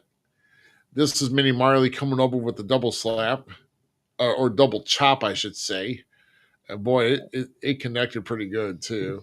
And then we get eventually a Minnie Marley in a trash can, and then a wet floor sign getting ready to get clocked on the head. And then here's a 25 cent standing over Minnie Marley with a plunger, and he actually turned it over at the wrong end at the Oh last wow! minute, and then a jab up the old keister. Right up Main Street. So it's a Marley kebab, pretty much. Basically. So it's Minnie Marley on a steak, not Jose Jalapeno. Steak. Made him talk and everything. No. So let's see, what can I put out here? Yeah, so You could, so the guy on the far left, that was Daddy No Legs. So he literally has no legs. That's how he got to be like 4'2", because he's got no foot. He's got stumps. oh no! See, that's when we need that Peter Griffin gif where it says he ain't got no legs. Right. And then oh, you should have seen that at the one big move he did. He did the he did like a spinneroonie, which looked so odd because there was no legs moving when he did the spinneroonie. I'm like, that looks so odd. Somebody needs to tag Booker in that. And the guy in the yellow pants over here toward the right is the Asian sensation. I forgot his first name, but of course his last name was Lee. Imagine that. The tired-eyed one. But this was the group at the end here, and pardon me here for just a short minute. I'm still looking for that. All right. There we go. That had to be a Chance. that had to be a really old building by the looks of that ceiling. Oh, this was at a place called the Nerd Bar. And this is back in an area here, which is probably was like an old venue, like an old venue room, possibly. But it was in a bar. They call it the Nerd Bar, so there's a bar in it. But so they had like some arcade games. They did have like bowling inside there, and it was kind of like a mini main event kind of thing. If kind of like, I don't know if there's like a main event like establishment up in Evansville, but main event like here is like, and my kid was at this last night, where it's like bowling, laser tag, arcade, and like a food. Well, like Yeah, we got stuff like Walter's Golf and Fun and all that kind of stuff. Yeah, we got that. Yeah. Yes, they had like a batting cage in there, and like some other like very unique arcades. But then they had a mechanical machine to ride, and it was not a bull. It was a big molded out male genitalia to ride.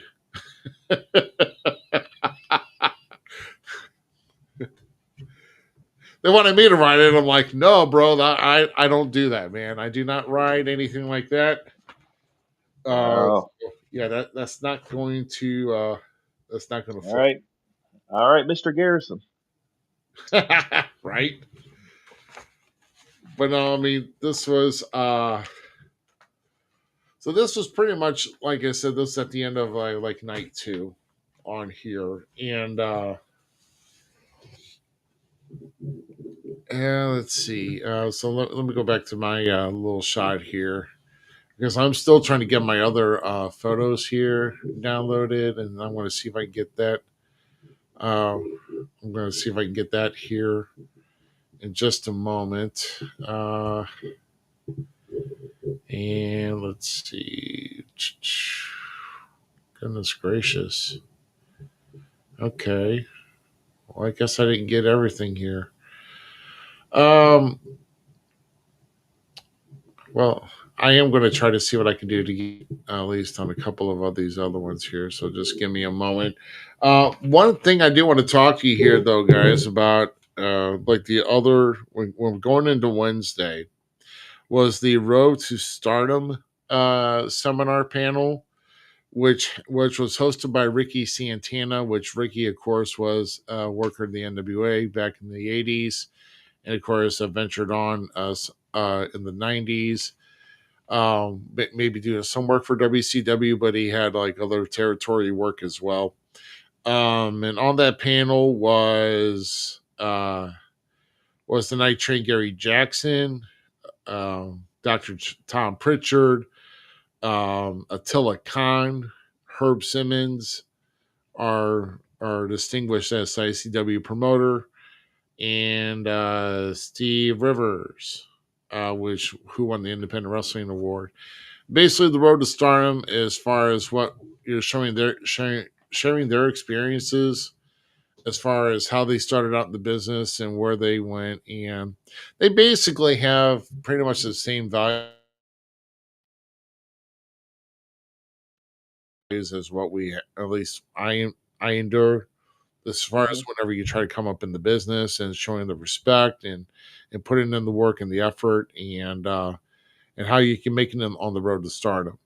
And it was quite a uh, it was definitely was quite a panel to begin with. Of course, the telecon getting within the first few years of his career, getting a chance to work with Harley Race and do a lot of work with World League Wrestling, and then venturing off into working with Herb Simmons and SICW, and then of course recently Attila Khan, I believe it was earlier this year, did a tour in Japan with Madman Pondo, and everybody Big knows who Madman Pondo. Pondo is. I mean, Pondo's around the.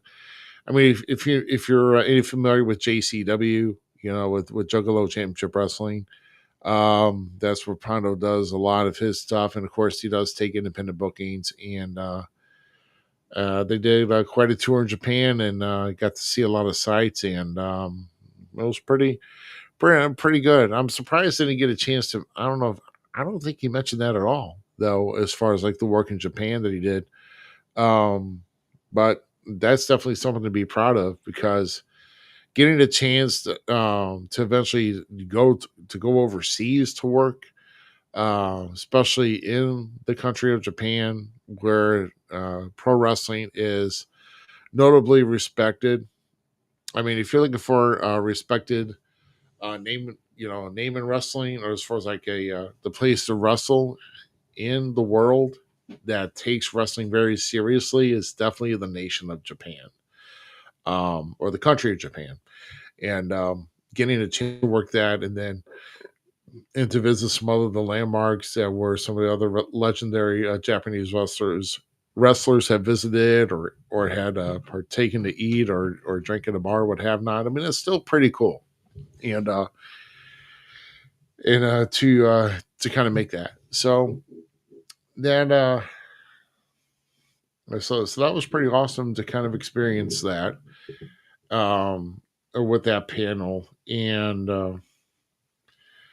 I will say though, they did have a pretty good they did have a pretty decent stories with this Road to Stardom uh seminar.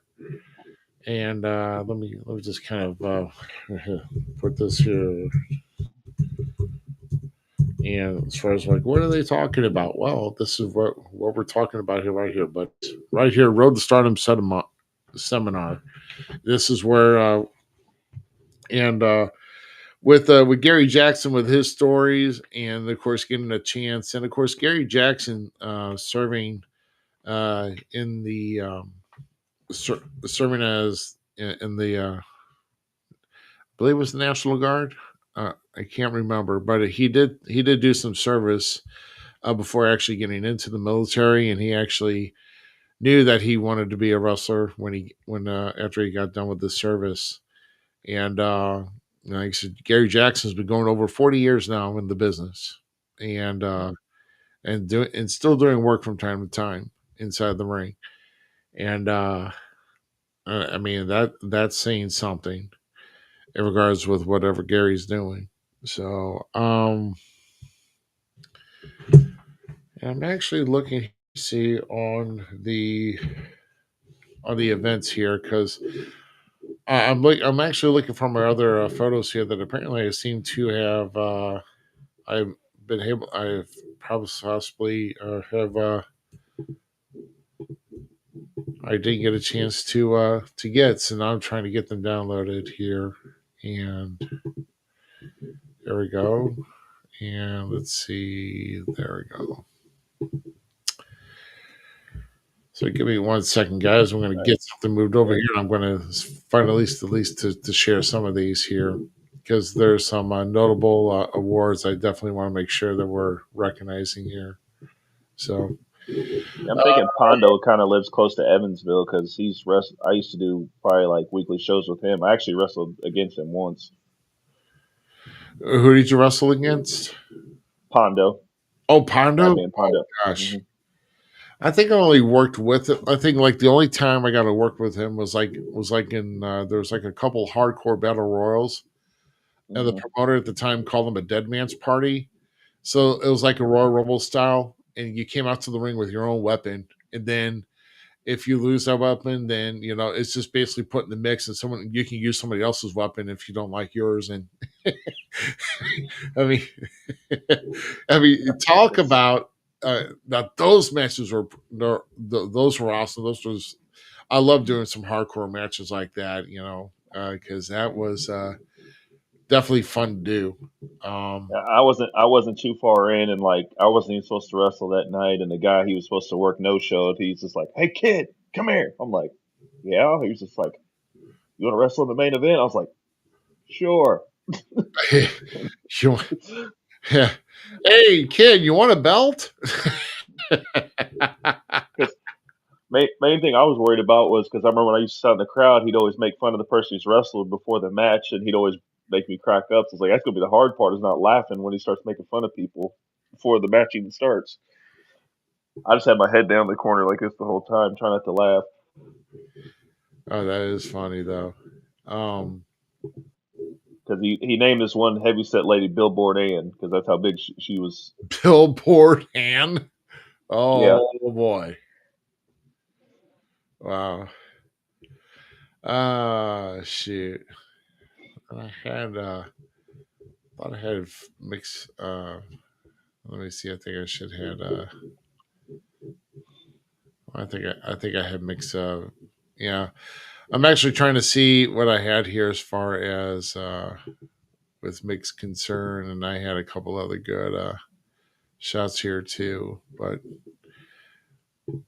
give me 1 second, guys. Bear with me as I'm still trying to figure out some things here. Oops. My computer wants to be a butt, so bear with me. Technology is so wonderful, especially when you do something at the last minute. So, um, all right. And then let's see. I'm going to add more. See, there's just more material that I have to add, you know, to make things better, you know. So, hmm yeah, it is what it is. So that's what we're doing. only the Let's first time we went on the fly. Yeah, really, right? So we'll just do that and that and that. Okay. I'll just call it from that. And now who's, oh, I'm sorry. So I, there's, yeah, there, I get a usually like a, oh, hold on. What happened here? I can't, apparently there's a comment I can't remove. Isn't that something? Yeah, and bums. Jeez. All right. Well, let's kind of, we'll take off this here. We're going to talk about our second night here with our, with some of our awards, with the posthumous award that's been presented to Harley Race, and of course, so one of the talk about one of the, you want to talk about one of the toughest individuals ever to lace up a pair of boots is Harley Race, before there was Haku, there was definitely Harley Race, and Harley didn't take nothing off of anybody. But yet he was loyal and to those who were basically considered a true friend. He was you didn't want to get on Harley's bad side, but Harley has done quite a bit for this business. As far as we hear the word wrestler, uh, back in the day, you always want to think of Harley Race as a true grit wrestler, the way he was. And accepting the award was his son Justin, who actually did a video that they played over the screens. And since he wasn't able uh, to accept the Make award, it. um, so another award recipient for the Courage Award was Joel Goodhart, who was out of the tri-state area up in Northeast around Pennsylvania, which eventually was bought out by Todd Gordon, who then changed it to Eastern Championship Wrestling. So if Todd Gordon did not acquire ECW, the Eastern Championship Wrestling, who knows if we would have had an ECW era. And there's actually a couple of historical tri-state heavyweight championship belts that were put up for auction, and they went for pretty good. They went for pretty good pricing too, and they raised some money. So a lot that was for silent auction and for going for raffle tickets to try to get this year's a CAC reunion belt, which was really really nice. I put in about $25 or $30 in tickets for that, but of course didn't get it. But that's okay. It would have been a nice belt to have, but it's it went to at least it went to a lifetime. I think it went to a lifetime member. See, when you get a badge, they when the lanyard that you get on the pins, if you get a blue one, that means you're an annual member. If you get a red lanyard, it means you're a lifetime member. And you can always change. You can always get a lifetime membership at any time you want, or you keep renewing it as your annual, like I always do. But I know that I should be probably getting a lifetime, probably down the road. But to kind of help with supporting other boys. So I always want to support the cause with that. Now, the which kind of brings us to us here. I think the next award that was given there was Herb Simmons getting the independent. Well, and Herb will tell you that he does not like the word independent, and I was privileged enough to help with Usher, along with many of the other SICW faithful. I was able to usher Herb up the aisle to the podium, and then go back to the seat, which was pretty cool, getting a chance to usher somebody up. And it was actually spur of the moment too. They're like, we're walking Herb up. I'm like, oh, okay, well, I guess let me drop my phone and and I'll go walk. So I was like, hey, if you get a chance to walk up in any aspect for any reason at the Cauliflower Alley Club during an awards, you're going to do it. You know, Yeah, Al- definitely. almost like getting a chance to work the big time. It's something that you don't know if you'll ever do again. So at least we got a chance to usher him up there, and that was pretty cool. Because I did go up there for this, and just doing it. There's about 35, anywhere between 35 and 40 people around the area that were coming up for Herb. Of course, the good part of it was his family too, and it was good. Yeah. It was good. Herb left on Saturday in an RV to get down to get down to Las Vegas, and the RV beat beat the plane I was trying to come in on. So it's like it's pretty bad. That's funny. You're traveling 30 hours on the road and you still lose to an RV in a race to get That's down bad. there. That's pretty funny. You have to laugh at that. So, but Herb went on to describe about how wrestling how wrestling should be, and how wrestling was growing up, and how that he got to work with Sam Munchnick around with with the St. Louis Wrestling Club, and with wrestling at the Chase, and how how angles or storylines that they still work, and how they did the whole Team SICW versus Devastation Incorporated for about 9 months plus, and then everybody bought into the story, and was coming in to want to see and making sure that SICW was still maintained and not bought by foreign money from Devastation Incorporated. So there was still a good strong angle on that, and he explained the whole angle, and all, and then it's just about the with the 52 years he's been in the business, and still going today, and I'm sure there will be a time coming soon. He'll be wanting to pass that off, because he's like, I don't know how much I have left in the tank, but I'll give what I can, and then somebody else can take over. So yeah. So Herb, yeah. Well, no, it ain't gonna be me, bro. It gotta be me. So I mean, so probably, I think his son is also doing, kind of tutoring, and getting some mentorship as far as what to work with, and he did ask for the same respect that whenever whoever takes over down the road, that to give him the same respect that they've given him, because he's showing them the ropes. So, and I'm pretty sure that they're going to give same respect there too. So let's go to the Men's Wrestling Award, issued up by the Ace Cowboy Bob Orton Jr. And he was, with the cast, yes. Yeah. You say you were born in 88, but you know about the history of the cast, don't you? Yeah. Oh, yeah, because, he brought it back in 05 whenever he was working with Randy and The Undertaker and all that other stuff. So, yeah, he brought it back, didn't he? Mm-hmm. He sure did. Well, I mean, like a lot of this, when they don't show the older stuff, anytime they'd show him, though, they'd show that he had the cast. This took forever for that injury to heal. Right. So it did take forever for it to heal. So, yeah, man. Yeah, but like I said, it's good to know. Yeah, another one around the area too. You see Yeah, what short speech of the night.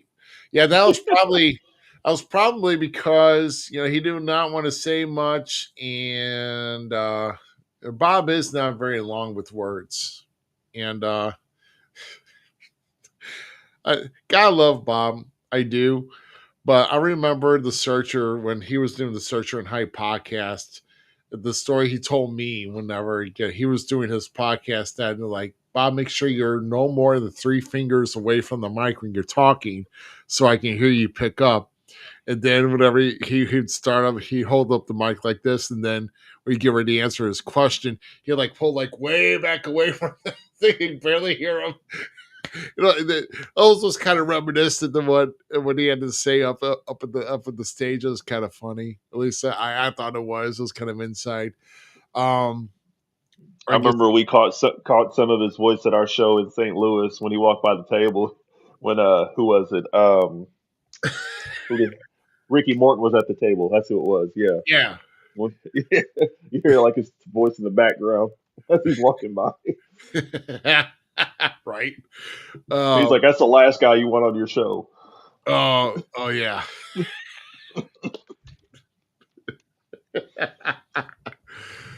But I'm glad, and I'm privileged to have at least shared the ring with Bob, especially as my first singles match ever in my career, where I partially sandbagged him on a pile driver, and it could have gone a lot bad. It could have gone real bad. And that was okay. So that was I'm going to claim that as a rookie mistake, okay? Because I didn't know who I was working until I got that night, and I told I was working Bob. I'm like, oh my god, he's going to whip my damn ass. So here's 21, like 20 years old and shaking in my new wrestling boots, dude. It's like, And then, of course, I share a Hall of Fame class with him too in the Midwest Independent Wrestling Hall of Fame class of 2020. So Nice. I'm grateful for that. And of course, at least whenever I do see Bob, he'll recognize me and I recognize him. So that's pretty cool. No, I'll take that any day. So definitely a good guy to work with throughout the years with See, Bob. if I was him, I'd give you hell the whole every time I see is just act like I'm grabbing my potatoes. This on There, no, people were like asking you, was he really? Did he really like? Did he really really hurt you around? Like, and people don't understand. I mean, it's not ballet, but and no, he did not barely touch me, but I was not killed either. Okay, there's a difference with all that, and if I mean you can, I mean I can preach all day about how you can work, but it's all how you can take it in. And like I said, I can give you tips on how to work and how to wrestle, but it all like I said, it's up to us and how we take the information that we're given and Yeah. how it absorbs and then how we transcend and how we use it.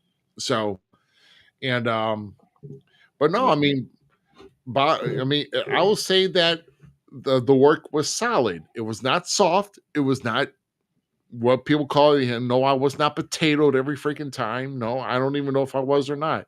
All I know, it was solid. So, like I said, Crow man is like it was like almost like 29 years ago when I worked on it. Like I'm gonna remember. All I know is that the only thing I remember is I partially sandbagged the finish. So that's all I'm gonna say. That's all I'm gonna say about that. So, um, oh, let's see. So one other word I'm going to get to here. I know I'm probably missing one other here, but I'm going to jump right here to our international award, which is Abdullah the Butcher. Um, and you talk about a guy legendary, just coming out of. He's been all over the place. Stampede. He's been in freaking Puerto Rico. I mean, you probably name the country he's been in wrestling. He's probably done it. So, but Abdullah the Butcher, one of the scariest guys, man. When I was watching wrestling, even as a young kid and all that, because he was even going down to world class too. Um, just see him as a young kid with that fork and just blood and everything else. I'm like, oh my god, this guy's a freak. This guy. Mm-hmm. It's like I ain't scared of Freddy and freaking Friday the 13th or Jason and Friday the 13th, wherever. I don't know. I probably Friday was Nightmare on Elm Street. Okay, There you go. whether it's Jason or Freddy, screw them. I'm afraid of Abdullah the Butcher. That's who I'm afraid of. I ain't afraid of those guys. I'm afraid of Abdullah, man, because he had that headhunter look and just he just wanted to Yes. annihilate you with his eyes, man. He put the fear in you. He just obviously that's why he's given the international award because he was just feared. I mean, he was basically pretty much renowned everywhere he went with his work ethic. So Abdullah the Butcher getting the international award, and I can't, I came across him a couple times. In fact, after I checked into my hotel room, I was actually he was actually at the check-in desk, and I went in and said hi for about a minute. So it was pretty, like I say, he was a pretty easy guy to get along with. And of course, he was at FanFest 3 this past Mm-hmm. May as well. So He was sitting next to Boogeyman. yep, sure did. He sure did. And I'm trying to think of who else. Oh, I'm looking at I'm doing some reference and I'm cheating, so I don't care. I've had a long week. If you don't like it, buzz off. Tough shit. Oh yeah, tough shit. Yeah. Oh yeah, the James C. Melby Historian Award winners were let's see, was Bertlin Ebert and Pat LaPrade. Now Pat LaPrade was James L. It's a historian honoree. So basically keeping the history of wrestling, basically, holding the history of wrestling, to make sure it's not forgotten. It's still in and not lost, pretty much. And Hmm. like you said, Pat LaPrade is actually part of the French announce team for WWE. So, I knew and that name sounded familiar. yeah, and Bertrand de Bear was also, so basically they're the French Canadian and more with Montreal and French Canadian heritage with wrestling, even going back to like the 1930s or 1940s. And these guys keep professional wrestling in Canada preserved with their efforts. And that's why they got award for their historian honorees. Um, so And let's see who else. I think that was the only other person I had missed. Uh, I already went over the other Courage Award, and then of Hmm. course we got to Mick Foley here, uh, receiving his Iron Mike Mazurki Award, which is the highest honor of to receive at the Cauliflower Alley Club, and also uh, Mick Foley over the course of time was actually sending small donations to the CAC.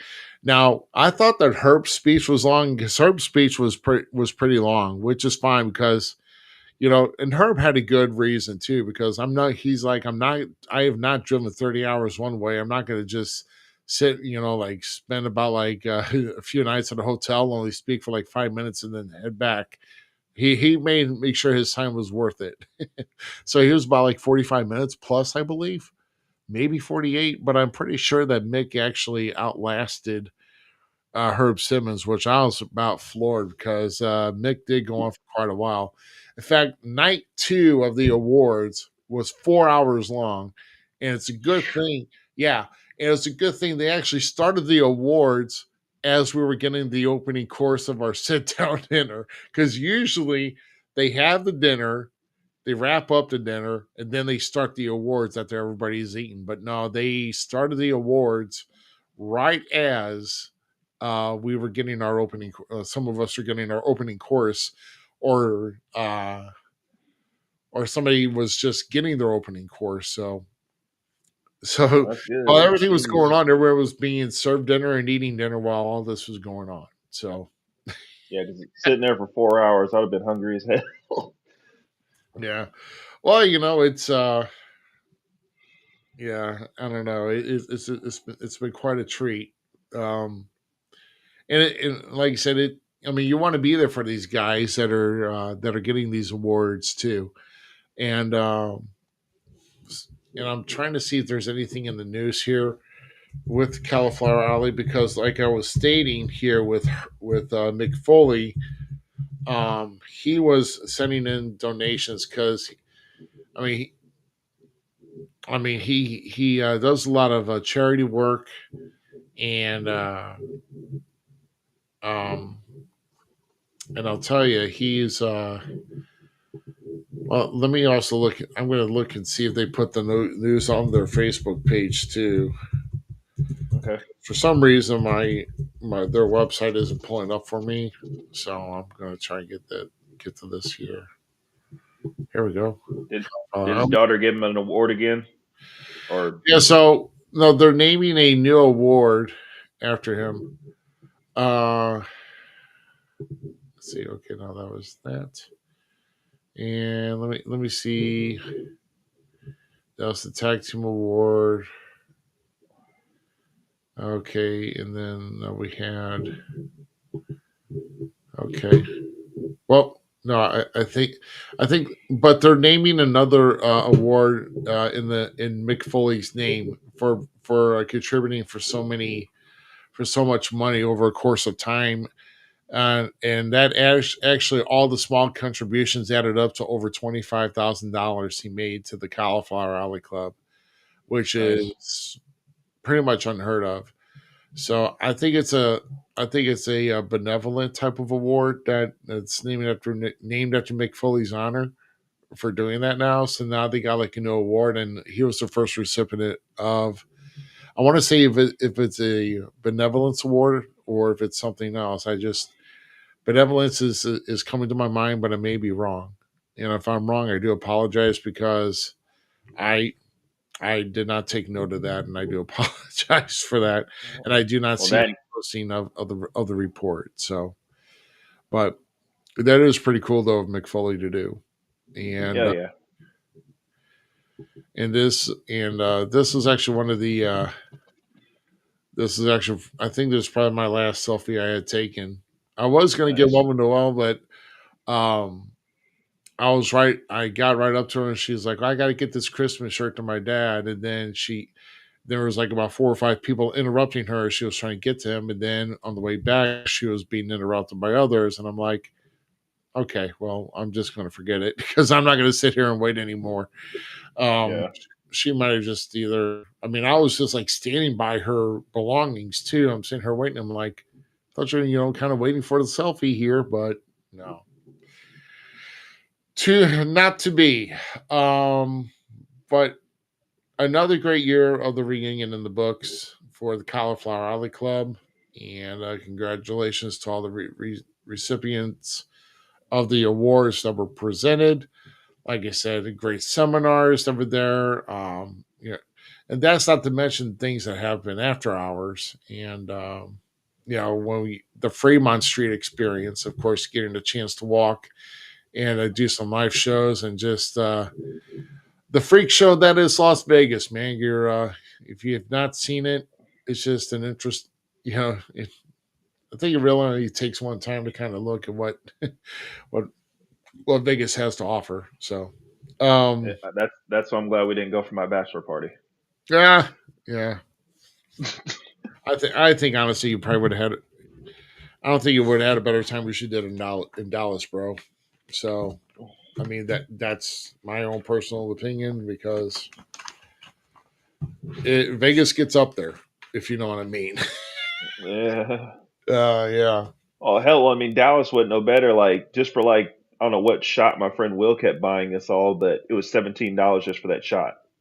$17. Oh wow. Just imagine there was how many of us went? 7 of us went, and I lost count of how many times I'd turn around. Here he comes, more drinks, more drinks. I'm like, stop. I was like, I know we're Ubering home, but shit. Yeah. Well, I was like, we're not 21 anymore. yeah. I will say on Fremont Street though, there is some like open like liquor stores that you can go into, and literally you could you can go into the store, you can buy like 1 or 2 drinks, and Mm. after you buy the drinks, you can just open them right up there on the strip and just start drinking. You don't have to. You know, as long as you have them contained and you discard them, properly, then they won't get you for littering or whatever. But that's Oh, right. that ain't That's bad. what I did for one night. To me, I just wasn't really like when I went in the first year. I mean, I was actually drinking quite a bit of beer, and the beer was flowing good, but I didn't really have much beer because I think what really soured it is when I had a Coors Light. And I'm sorry, but it's like, yeah, it's a Coors Light. You can have a beer. I'm like, okay. And I'm like sipping it. I'm like, I'm just not feeling this beer this year. So the Coors Light doesn't do the trick for me, man. I'm sorry, I'm just not a Coors Light drinker. And now I found out why, because it just kills your buzz for beer. so I, And so like I mean, like during the day, if we was at the house we stayed in, like we had like Miller Lite cans, we had it like brought to the house or whatever. We drink that during the day right before we went out. That's when we started doing the heavier shit. Then we went out. Yeah, right. I That's I, I think the mistake we made was we found basically Latino Hooters. oh, okay. That that that was probably the thing, and everybody's just like looking back at each other, looking again, and we're like, I'm just gonna keep looking forward. There's a hell of a game on TV. Right.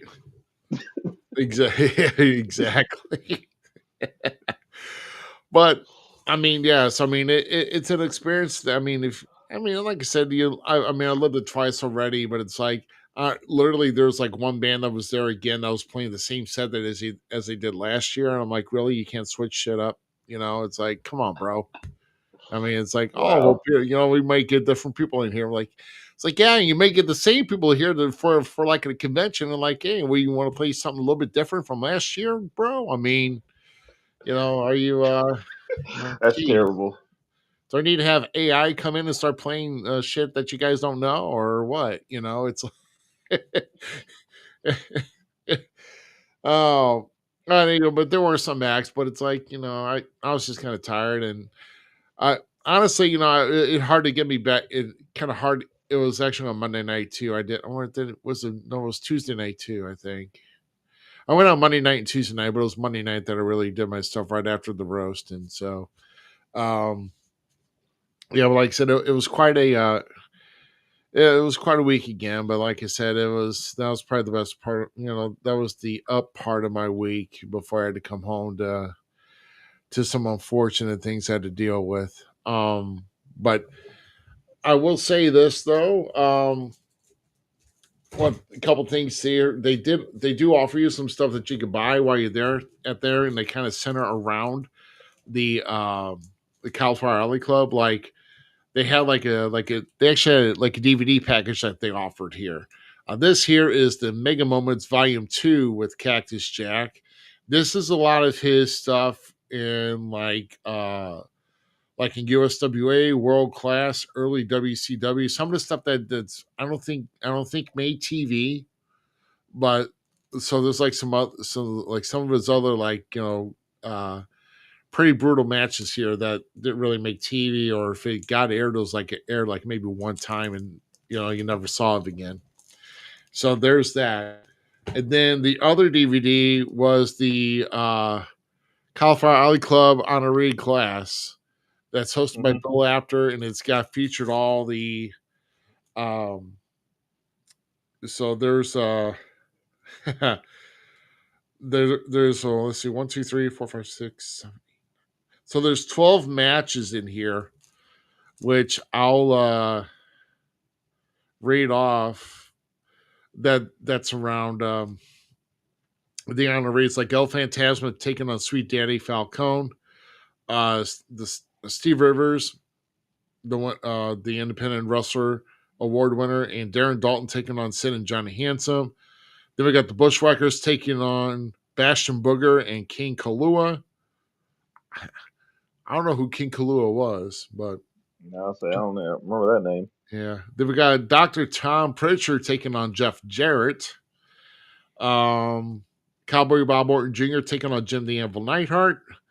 And then Natalia Neidhart is featured twice. Once, I think this is like a Calgary. I don't know which one it is, but it's a her against Miss Danya, and then she wrestles as Sarah Del Rey in her second match. Then Jazz also wrestles Sarah Del Rey. Abdullah the Butcher taking on Dory Funk Jr. Then we got two Cactus Jack matches: Cactus Jack versus Terry Gordy, and then Cactus Jack versus Terry Funk in a barbed wire match. And then the kicker, they added this. They somehow added this one in here, I guess because he was hosting both nights. And I don't know if they did this last year for him or not, but it's the Mouth of the South, Jimmy Hart, back in the Mid South Coliseum, taking on Andy Kaufman.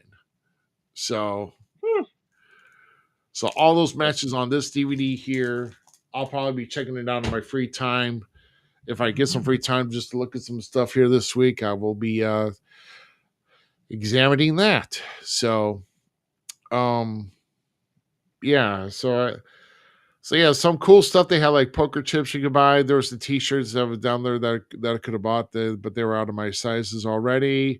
I know somebody who can make them, but I had to talk to that person. It's the same person that did the etching or the embroidery on my shirts. So yeah, but some fun stuff, guys. But Cauliflower Alley Club is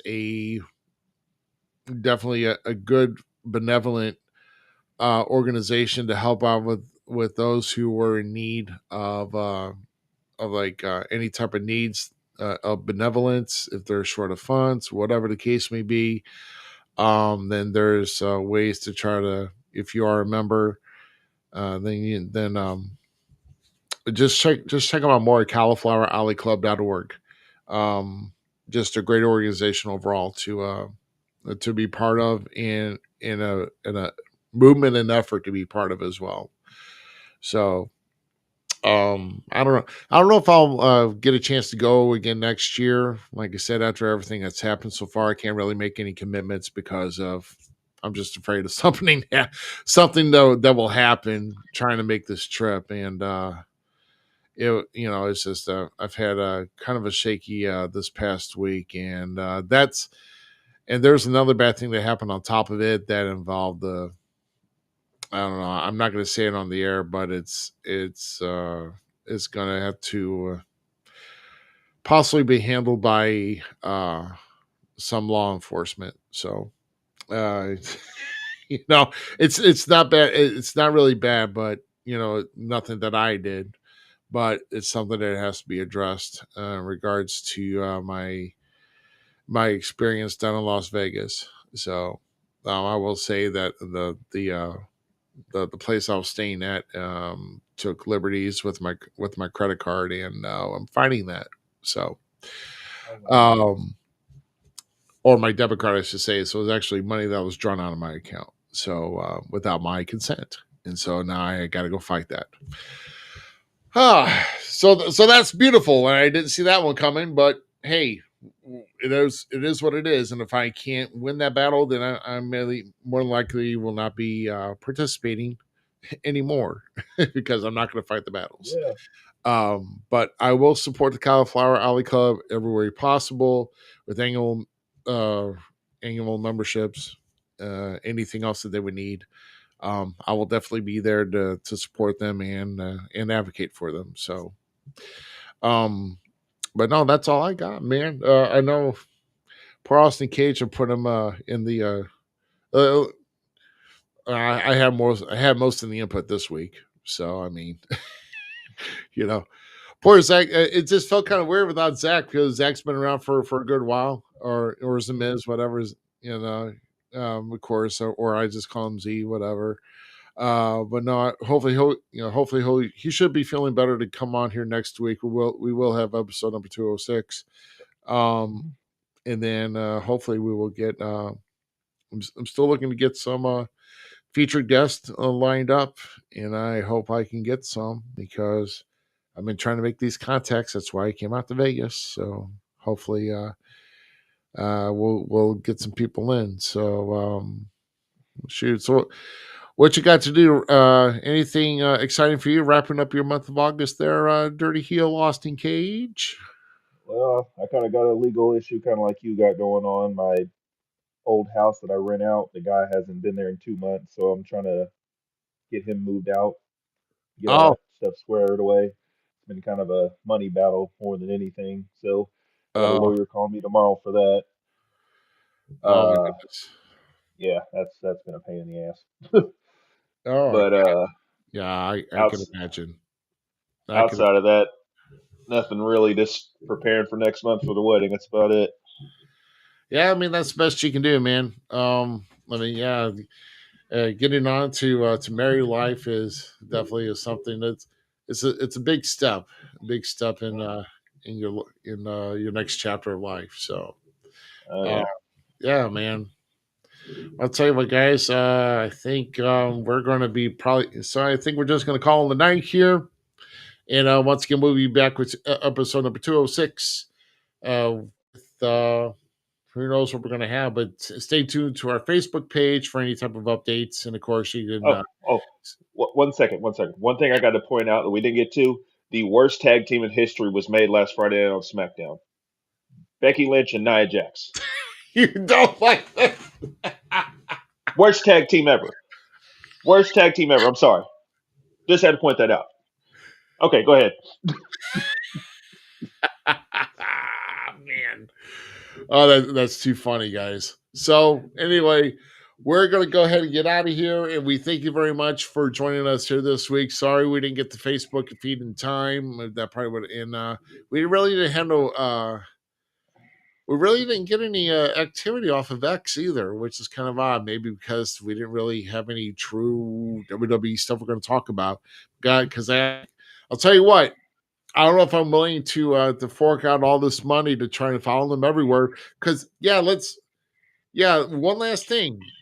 WWE going back on their word again this year because remember they gave the commitment a long time ago to WrestleMania 42 in New Orleans, and then they took that back. And they're like, no, we're going to do Vegas again this year.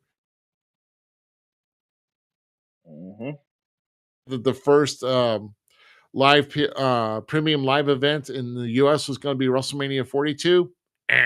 Nope, it's going to be like some type of like WrestlePalooza or something that's going to be in Indianapolis on September 20th. And that's the first one. So enjoy Clash of Paris while you can here in the US on Peacock, because that is going to be your last PLE on Peacock here in the US. So want to see any other PLE, you start paying your $29.99 next month, and you'll be more than happy to get it. That's the thing I don't get. I don't know what else I can get for that. It's like, I don't know. They try to. Because like Hulu's got that connection where it has Disney's Plus, Hulu, and ESPN Plus, so they'll try to bribe that into it. I'm sure. Oh, I don't know. I just want to know, like, if you're going to be like, if you're ESPN Plus or whatever, because don't you have to have an ESPN Plus membership in order to get the DTC? That's the thing I'm confused about, because I do not want to pay a monthly subscription for ESPN, then plus pay $29.99 on top. On top of that, like I said, did we also cover this when I told you that about the whole UFC thing? How the Mm-hmm. day after, when we were talking about this on episode 204, Paramount struck a deal with UFC for a 7-year, $7 billion deal to where all their fight nights and their pay-per-views were going to be on Paramount now, Oh starting yeah, I in remember you saying. 2026. Mm-hmm. So UFC's moving over to Paramount, and that's included. As far as I know, there's no premium price on that.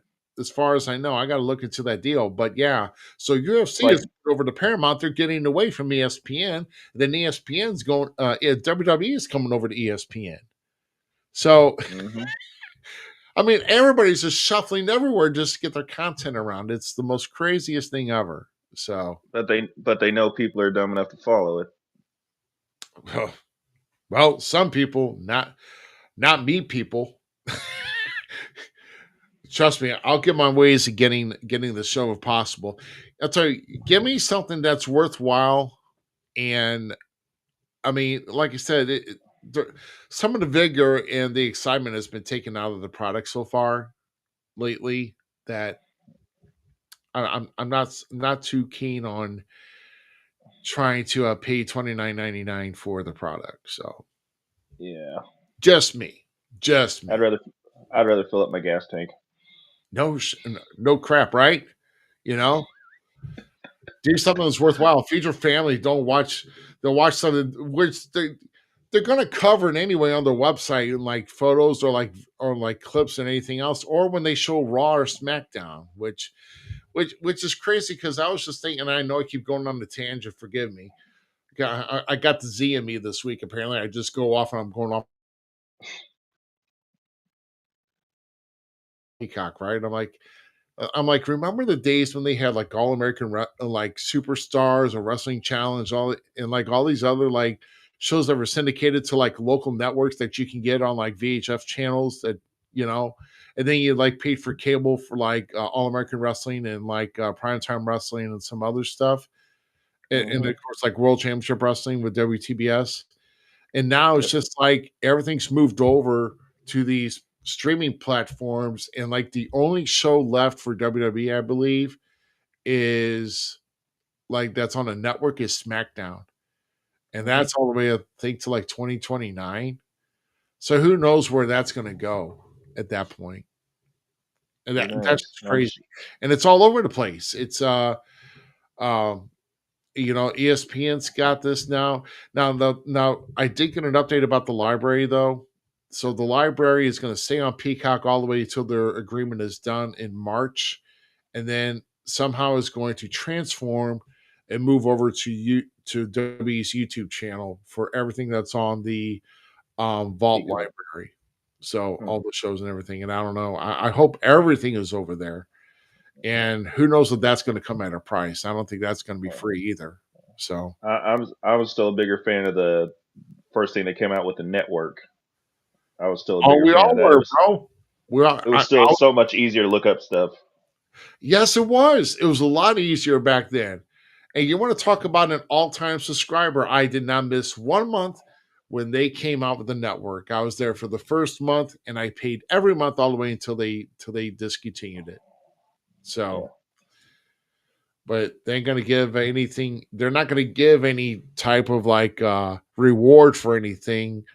For hey, thanks for being a loyal subscriber. Sorry, we're canceling this, but hopefully you can follow us on the other. And like, hey, how about like giving us like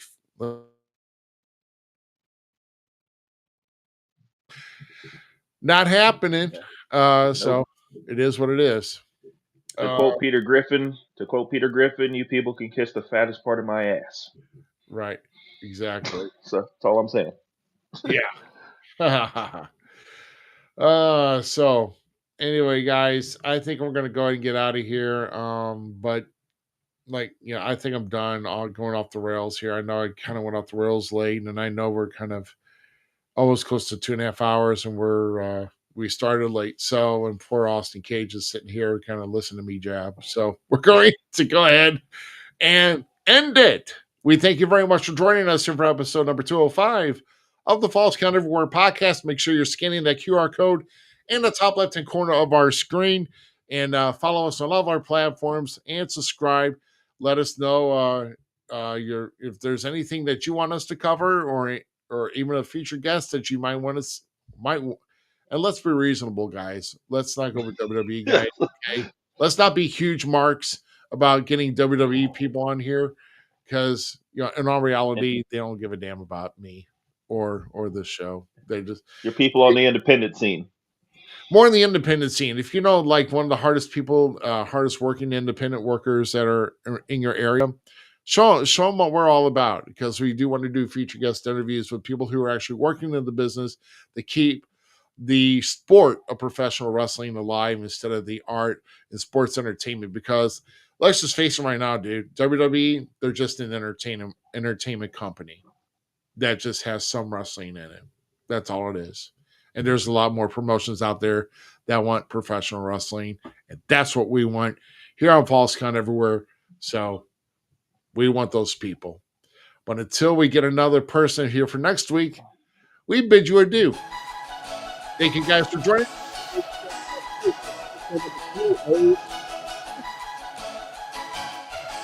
For the Dirty Heel Austin Cage, I've cut Rick Ruby. We will see you later. You guys have a great week. Next week's Labor Day, but we'll still do a show. I don't have a line.